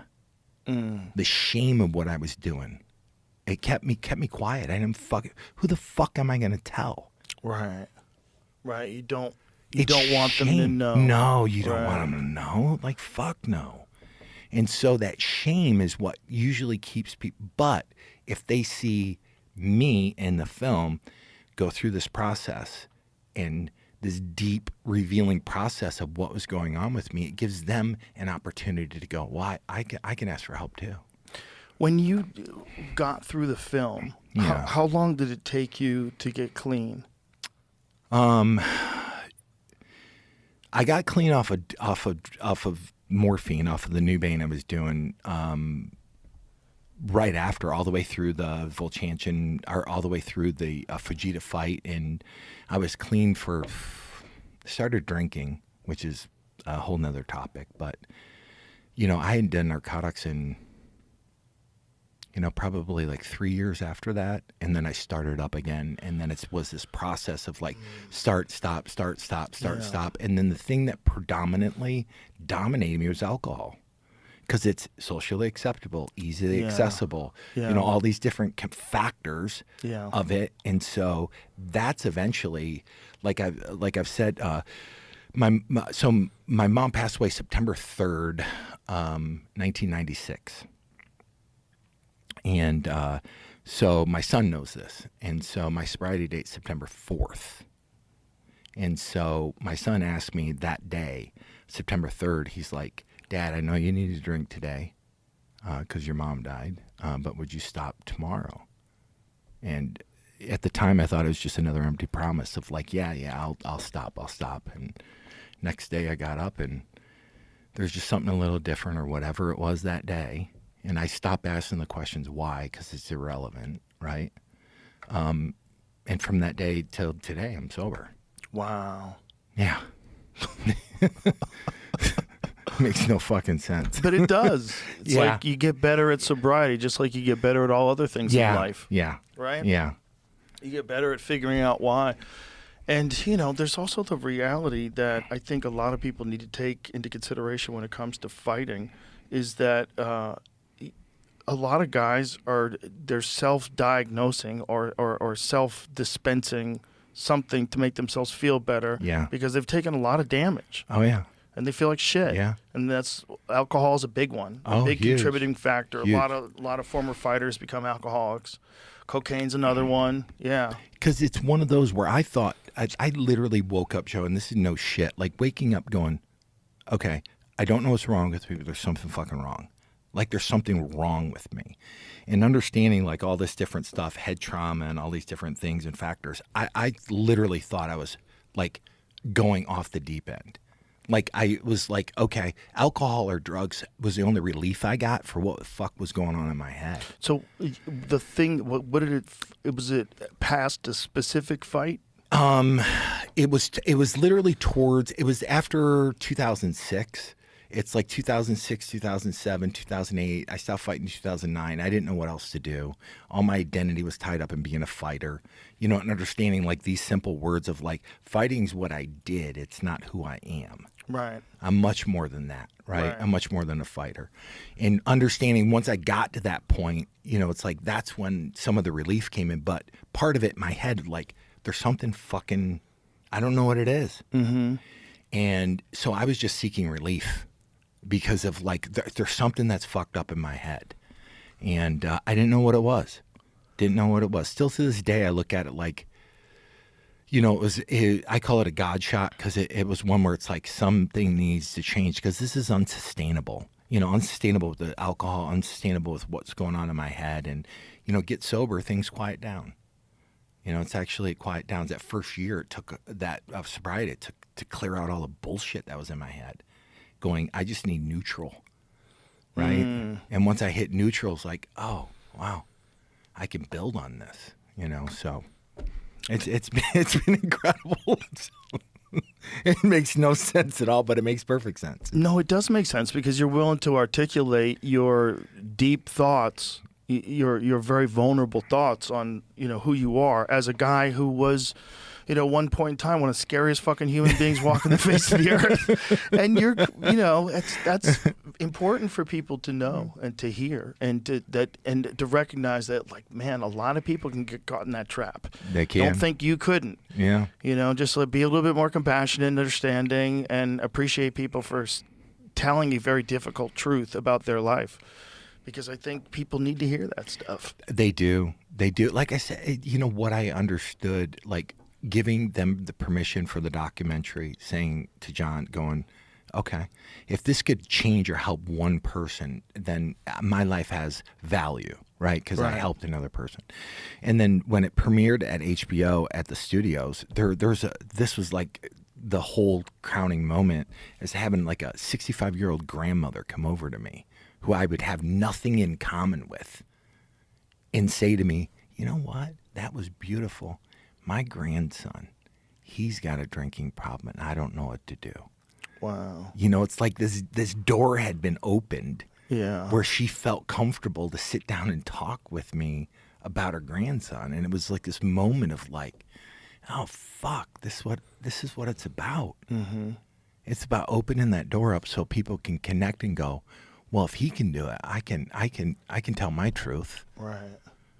You know, because it's difficult, man. Addictions are just, I mean, shaming, and they keep you in a box, and it's just this, it's a horrible existence. Did anybody ever recommend Ibogaine to you? No. I've heard of that, though. So they're doing that now in Texas. The Ibogaine initiative passed through thanks to former Governor Rick Perry, Republican. Wow. Who, through working with veterans, found that a lot of veterans who struggle with addiction and PTSD, that Ibogaine is incredibly effective. Wow. And it's not a recreational drug. It's not fun. No. But it's a psychedelic that takes 24 hours, and it's apparently like brutally introspective, but literally corrects addictive pathways, like whatever the connection is in the brain that causes you to be addicted to things. Yeah. It can disrupt those in a very bizarre and unique way. And it's something like 80+% effective with one dose of getting people to stay off of narcotics, cigarettes, alcohol. And I think with 2 doses, it's in the 90s. So if you do 2 different Ibogaine ceremonies, that's incredible. They were going. Most people were going. My friend Ed Clay did it down in Mexico, and he even had a place that he was running down in Mexico because you couldn't do it in America because it's illegal here. But it literally stops the train of addiction dead in its tracks. They don't totally understand how it does it, but it's very effective. I know a lot of veterans who've had So they've talked about relief like with it. The neuroplasticity of drugs like that to create new pathways instantaneously. Yeah. Like I'd like to say those words, but I don't really know what they mean. You know what I mean? When I say them, I'm just faking.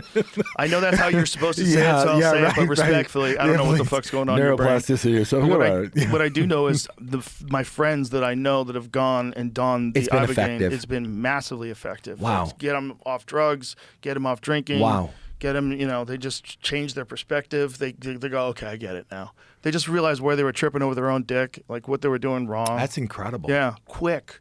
I mean, what else is like that? Where like 24 hours later, you can get a totally new perspective in life and be cured of addiction. And somehow or another, that's illegal. That's illegal. But the stuff that they're addicted to is not.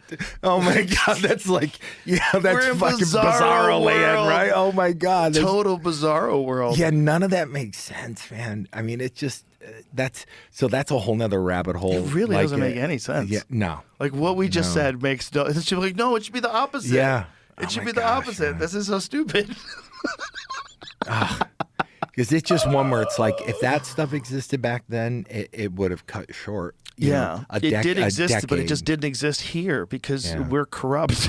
Yeah. And so again, kudos to Governor Rick Perry, because what he's done is like open the doorway to right-wing leaning people going, oh, maybe we shouldn't dismiss all these things that God put here on earth. Oh my gosh, Maybe some of yeah. these things are actually here to heal your brain, and we're ignoring them because you can't patent them. Like Yeah. that might be the thing too. Not saying there's anything Just wrong with saying, pharmaceutical drugs, right. but I'm saying that Yeah. this also might cure you, Yeah. and it's relatively it's a plant. So that's, again, in the last 5-6 years, alternative perspectives has been just paramount in my, just in opening me up, to having a better understanding of like how rigid I was and how just this thin line of thinking I had for so long about stuff like this, and so, it's just been this incredible experience to get to here, because I've had to open up. I've had to go, okay, I'm going to do meditation. I'm going to do this. I did meditation for fighting, but it was visual meditation. How the fuck I was going to dismantle a dude in the ring, right? I would sit and do, but this is meditation to access different parts of my brain, right? To try to get into delta waves and, theta, beta, all these different things so I can open different spots in my brain up, Right. And so it's just been this, my wife, she's Nichiren Buddhist, What is Nam that? Myoho Renge Kyo. She chants every morning. Duncan does that. Yeah, Nam Myoho Renge Kyo. So the Buddha you have, the gold Buddha you have, Yeah. we have one in our house. Not quite that big, Oh, that's but we cool. have, yeah. So she's Nichiren Buddhist, and it's one of those things where she got me to start chanting. I don't do it as much now, but the first 3-4 years we were together, it's like I chanted with her regularly. And it's one of those where it's like harmonics and vibrations and frequencies, and understanding like, man, we know so little, but realistically, all this stuff through like all the different stuff they discovered in Egypt with the sound chambers and all the different things. I mean, it's a whole different thing where we just ignored. Yeah. And it's like, well, shit, we don't even, we're so archaic in our thinking. Well, I think what happens sometimes is thinking and ideas get connected to people, and you think that the ideas and whatever you think you know about history or about the way things can be done, like it's all been solved, kids. Yeah. Like settle down. Everybody knows. Like, no. I don't think they do. No. I don't think that you should show me how they built that. Yeah. Show me who the fuck figured this out. Like maybe they knew about medicine that you're ignoring because you can't patent it. Yeah. These people have been making ayahuasca for 10,000 years in the God. jungle. Like Yeah. you don't tell me. Yeah. Oh Like, my God. Yeah. Settle down. Yeah. Settle down. There's all the things that you think are valid plus other stuff. That's the thing that people have to recognize. You can't be rigid with what you believe in, because sometimes it's wrong. That's the part where I can't believe how much I've opened up and been just receptive. And a lot of it's because I'm sober, and it's like, fuck, I don't know shit, man. Like when you look at the bigger picture stuff, I know so little. Dude, nobody knows shit. That's the scariest thing. There's a bunch of people pretending they've got it figured out, but they're full of shit too. Yeah. Every one of us is a talking monkey flying through space. That's a great way to look at it, right? Over our head. We are in a convertible organic spaceship hurling through the universe. That alone, once you start with that, that's your foundational. Okay? This is foundational to your view of the world. Right. Oh my God. The problem with us is that we don't fucking see the stars anymore. That's a giant problem with human beings. we've screwed ourselves up with light pollution, and it's not a coincidence that the people that live in the most populated cities are the most diluted, ridiculous people that are the furthest away from nature. Nature, right? Not that they're not awesome people, but what I'm saying is like you are so far away from nature. You're so diluted from being like a wild animal. So you know what I've actually done the last couple of I've hugged trees. Oh, I've literally hugged trees. feels good. It feels beautiful. Yeah, that's real. It really is like walking barefoot, right? Like on grass and getting connected. And you know, at first, you would have said that to me 10 years ago. I'm like, yeah, okay, whatever, Dad. You know, but it's like, okay, who says it? Who says it's not? I think nature's a vitamin. Oh yeah, I would think agree. Hey, where did the term tree hugger come from? Did it come from the time where hippies were doing acid? Probably. Because then that would make so makes much sense. more sense. Because if you were on acid and you hugged a tree, you would be like, "Oh, I love you, Yeah. I love you, tree. You're so fucking amazing." Oh shit, that originated a wow. while ago. Oh. From a series of nonviolent environmental protests in India, beginning with the Bishnoi community in 1730, Wow. who physically clung to trees to prevent them from being cut down. See, those people are probably on mushrooms. Whoa. I would That's say why. yeah. That's why they worship cattle. That's what I think. I would have Why a else would tendency all to those agree. poor people not eat cows? Oh my God, cow's so good. But doesn't that make no sense? It makes no sense at It all. makes no sense. You guys have food everywhere, and Yeah, you're starving. starving. And Yeah. your religion won't let you eat that food. Boy, okay. How'd you come to this? The only thing that makes any sense to me is those cows were giving you the mushrooms. They had to. Because that's They where the grow in mushrooms go. poop. That's where Yeah, they grow. Yeah. The best source of psilocybin.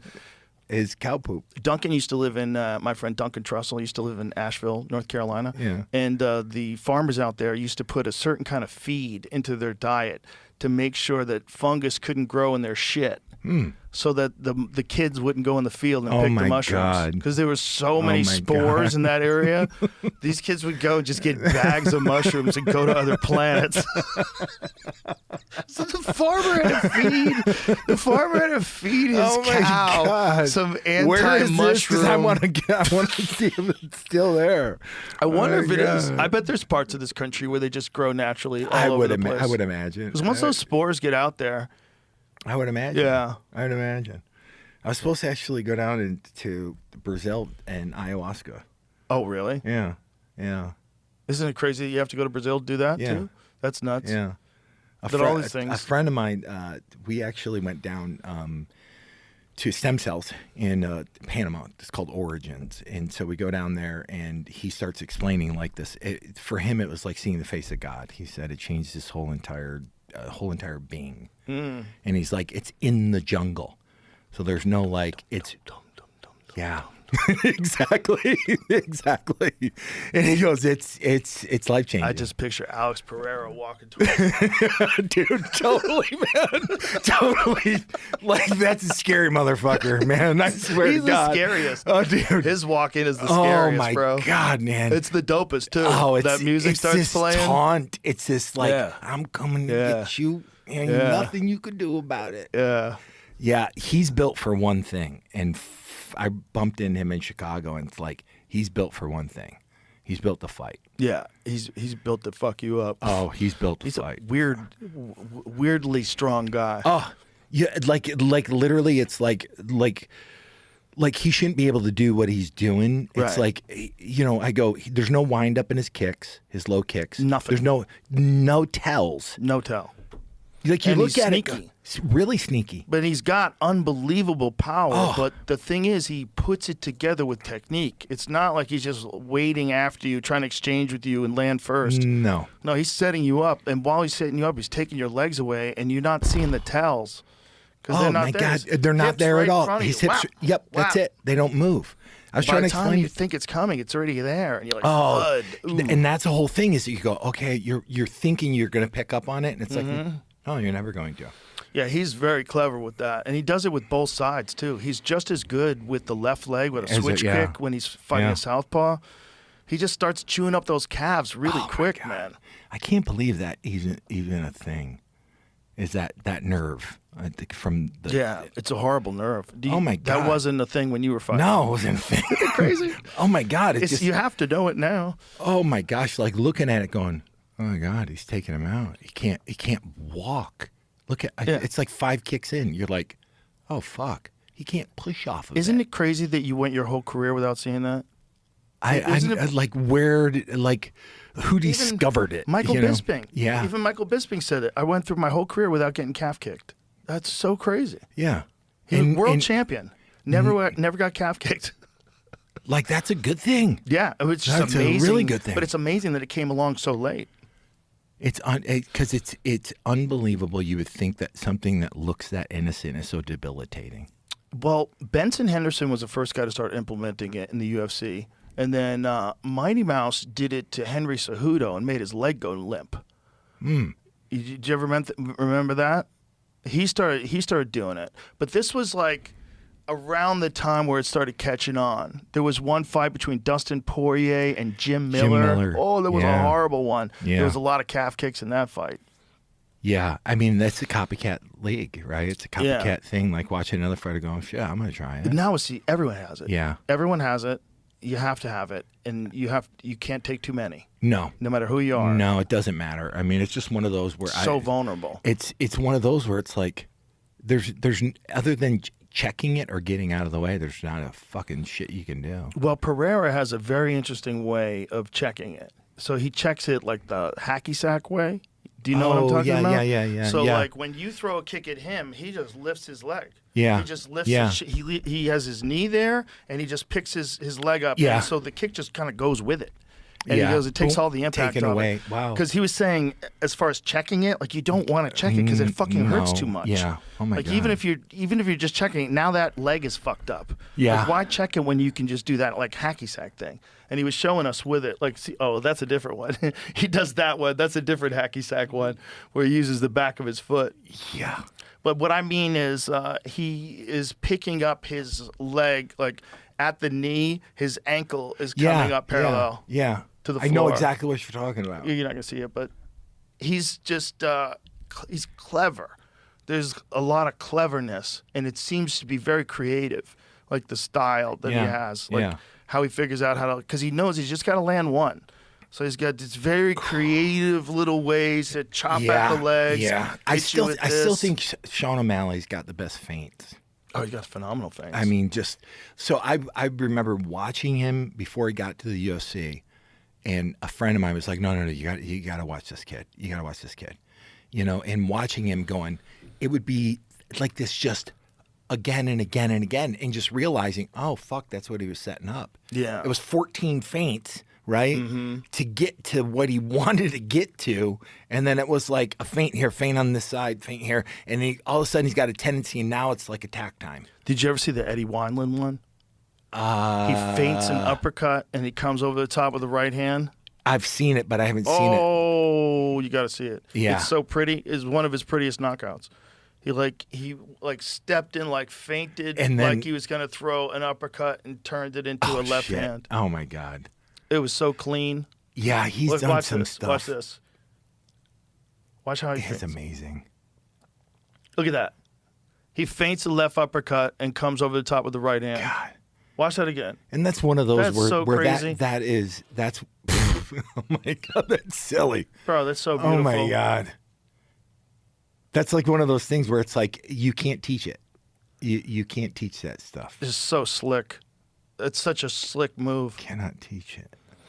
Did you watch the Terrence Crawford Canelo Alvarez fight? Yeah, I did. Whoo. Talk Crawford. about slick. Oh my goodness. Crawford just outboxed, man, like fucking unreal. Who's ever done that? Who's ever jumped up 2 weight classes like that? Scary. It's crazy. Scary. So realizing, like, watching it going, Canelo has such a bully style. Mm-hmm. Right? He's going to get in, he's going to bang with you. He's Yeah. going to power. And watching Canelo or Crawford just box. Just box. Beautifully. Oh, like I Beautifully. watched the whole thing. I'm like, that's art.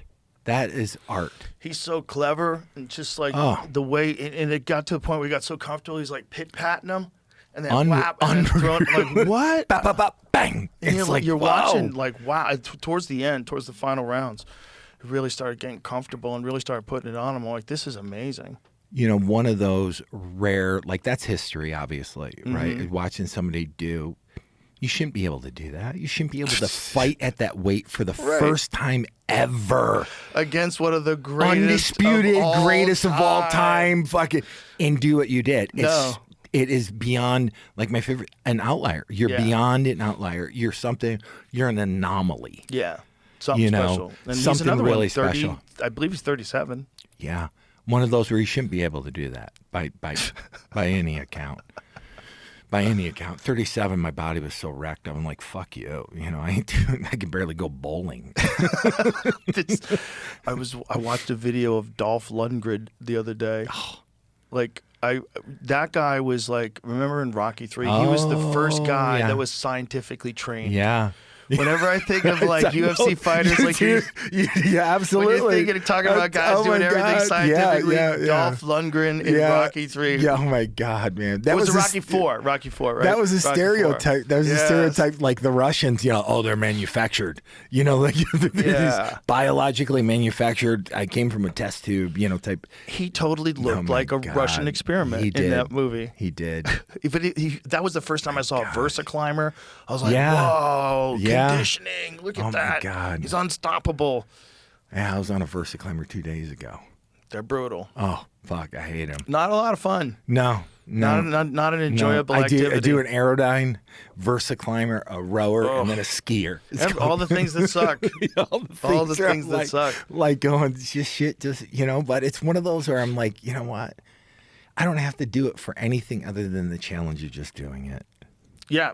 You know, I think everybody needs a little bit of a challenge, and just getting over the challenge of doing, like I'm doing 45 minutes on this elliptical machine, period. That's it. Yeah, that's good for you. Oh, it's huge. Yeah. It's huge. It's giant. Because it's just like when I train, it comes small wins, right? I just need a win. It's like some days I just need fucking a win.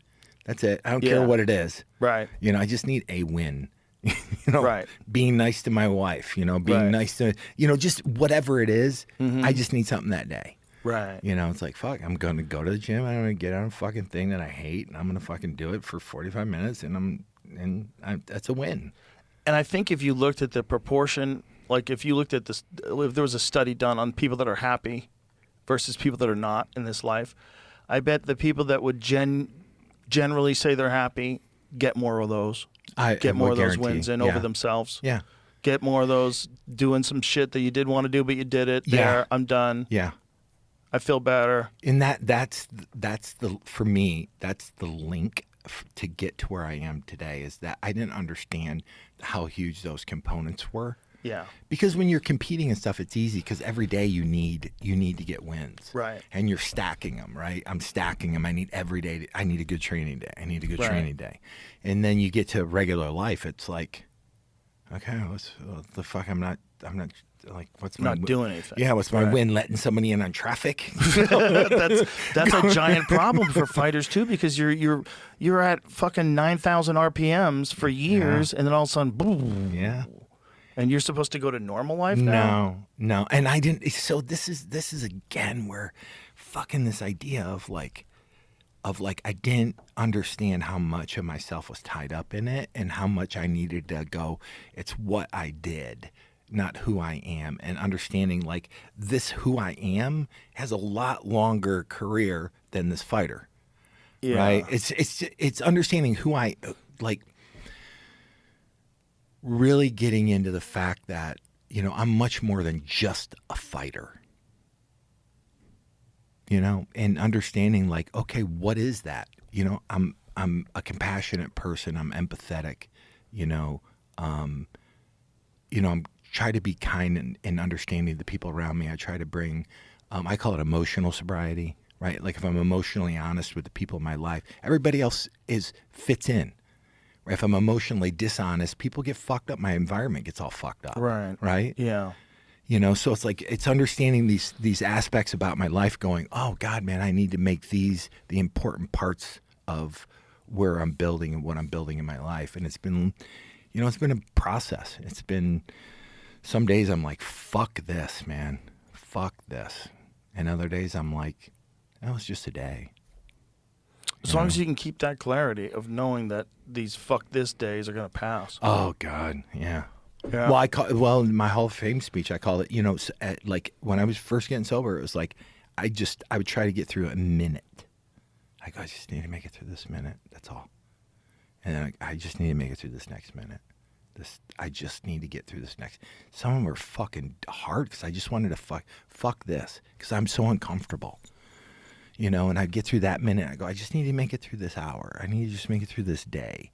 And then it'd be this week, and then all of a sudden it's like a month goes by. But I'd still have to go back. I just need to make it through this fucking minute. Right. It's just how I'm built. Like this just self that just is so restless inside. It's like, fuck. Amazing. Do you think that was accelerated by fighting, or do you think that was a pre-existing thing that drew you to fighting? I think it was accelerated by fighting. I do. A lot of it just, I'm a competitor. Being a competitor allowed me to fight, but fighting was like hurting another human being to the level that I had to hurt them. That was a whole nother experience. It's like I could wrestle, I can compete, I can do grappling, but to physically beat, I had to flip a switch and turn into this other person that I'm like, fuck, I'm glad I know he's there, but it's like, that's not me. Right. It's just this weird dichotomy or this weird... That nobody ever really gets to experience except for someone like you. Yeah. Yeah. Or maybe at another level, a higher level, someone at war. Yeah. Oh my God, I understand why there's, a lot of the veterans and what they go through. It's like, that's not how you're built as a human being. Right. You're not supposed to experience that. No. And then come back and just be normal. Normal. Yeah, like... It's like, oh, fuck. That movie Hurt Locker when he's walking around the supermarket. You can tell he wants to go back. Oh my God. It's because it's just one where it's like, it's not how I'm built. I have a lot more compassion as for other human beings. But, I was glad to know that if I got put in a fucking room with another dude, I was coming out, motherfucker. That was a good thing to know. It's a good thing to know. Right? Yeah. It's a good thing to know. Do you, when you look back, if you were going to give yourself advice, when would you think would have been a good time for you to stop fighting? After Fujita. After Fujita? Yeah. Yeah. Because that was, what, and like if people understood like that time period, like I got sober, I fought Ensign, and then I went and did Abu Dhabi, and I won my weight class, won the all around, which was a big deal for me. At the time, it was a huge deal. And then if I would have won that championship, if I would have won the Pride Grand Prix, it would have been mic drop. I could have walked away, and it could have been a Khabib moment where it's like, oh, I wonder how good he could have been. It would have been a complete fucking mic drop, right? Right. But it's just at that moment, I knew that something had changed in me, that I didn't have that thing in me that I needed to do it. Because you need a thing in you to do that. You do. And that's what we're talking about, like a gear. You need a different gear. You need a different component to get to that level. And if you don't have it, it's like, let's say in the NFL, if you're thinking about retirement, you shouldn't be playing the game. So you were at a point where your dislike of hurting people was interfering with your job. Yeah. Because I had to just get to a place which is just, just a place that I just didn't like being. Right. No, it makes sense talking to you, because it's funny you talk to certain people like yourself and George, like George St. Pierre. I was just hanging out with him the other night, and my friends are always like, he's so normal. This is so weird. Like, it's so hard to believe that guy's one of the greatest fighters of all time, because he's so normal. Yeah. But that's also the beauty in it. That's why people are fascinated by fighting, because they want to know, what can a normal person do? Yeah. What can a normal person turn himself into? Yeah. What is possible? Yeah, and that's I answered that question for myself. right? And it's one where it's like, okay, you know, and for me to get there was so not difficult, but like I would watch film of me walking out and I couldn't even recognize myself. Like my facial expression, how I walked, how I carried myself. I'd look at it and go, wow, that doesn't even look like me. Like transforming like into a completely different person. And it's understanding like compartmentalizing everything, like no emotions, no nothing, singularly focused to one thing. And that thing was, I'm going to impose my will on you till I fucking take yours. That's it. And for me, it just was a darker place for me to go. Right, of course.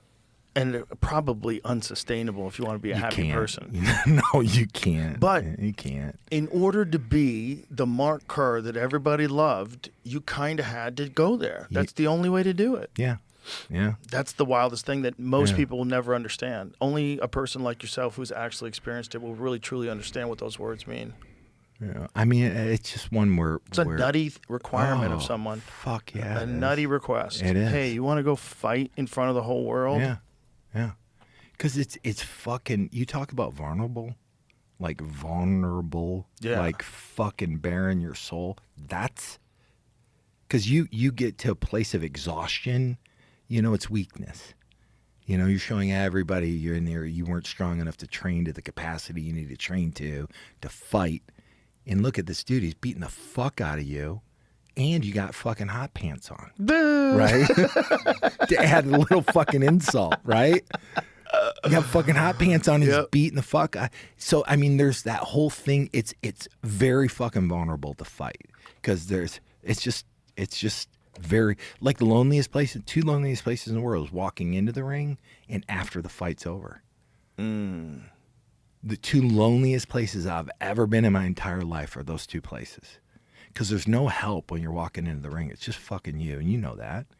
And after the fight, it's just you. And you have to live with whatever experience you just had, win, lose, or draw. You know, times I won, I felt empty because it felt like I needed to go do something again. It felt like I needed to go achieve something again. Like everything was so focused on this thing. Once this thing's over, I need another thing. I need to go chase that thing. Oh, wow. It's this never ending, like for me, it was this never ending because I was trying to be enough. I was just trying to be enough and I could never get there. Isn't it crazy that kind of addictive behavior and thinking is almost the only way to make true excellence? I know. Isn't it fucking... It's just so fucked up, right? It's so fucked up. Like, come on! Because so I crazy. know it doesn't only apply to fighters. I know it's actors. And I know it's artists and you know, people that... Yeah. Do you think Steve Jobs had fucking... I mean... Yeah. That's, again, singularly focused. Singularly focused. Right? Yeah. I mean, it's just this, it's the, you know, madness and brilliance, you know, are almost of the same vein, right? And, you know, this driven component of me, the bane of that is that once that thing was over, I had to go fucking chase something else. And I could never fucking sit in that moment and be okay with whatever. And... You know, again, it's one of those things where it's like, thankfully, I am designed the way I am, you know, because I'm finally in a place where I'm like, I'm okay with me. I'm completely okay with me. You know, and it's taken me a long time to get here. Well, that's awesome, dude. I'm glad that you got there, and I'm glad to just be able to sit down with you and talk to you and tell you how much I appreciate, first of all, your career. But you've been able to do that Smashing Machine documentary, I think, wasn't just eye-opening for a lot of people to realize, like, wow, a lot of these guys are struggling in a way that we couldn't even possibly comprehend. It's all they're doing in private. This guy just let us into his life. Holy shit. Yeah. Like, how many more stories are there out there like this? Opens people up to the conversation. But also, like, having the courage to let people, like, look at your life like that. I think it's pretty powerful, man. No, I appreciate it. And the movie's great. And The Rock, you fucking nailed it. Oh, my God. I mean, The Rock, Emily, you know, she Benny. nailed it. Oh, my God. She Oh, nailed my crazy God. with Oh. it. She got an A+. Oh, my Wow. God. Yeah, Chef's exactly. kiss for that craziness. Well, thank you, sir. Thanks No, for being in here, I man. appreciate it was a lot it, of fun. man. I The appreciate Smashing it. Machine. It is out October 3rd, right? Is that when Yeah, it's October out? 3rd, yeah. Yeah. It's very good. I appreciate it, Joe. Thanks for And having me. Boss Rutan kills it in it too. Yeah. It was great. All right, thank you. Bye, everybody. All right, cheers.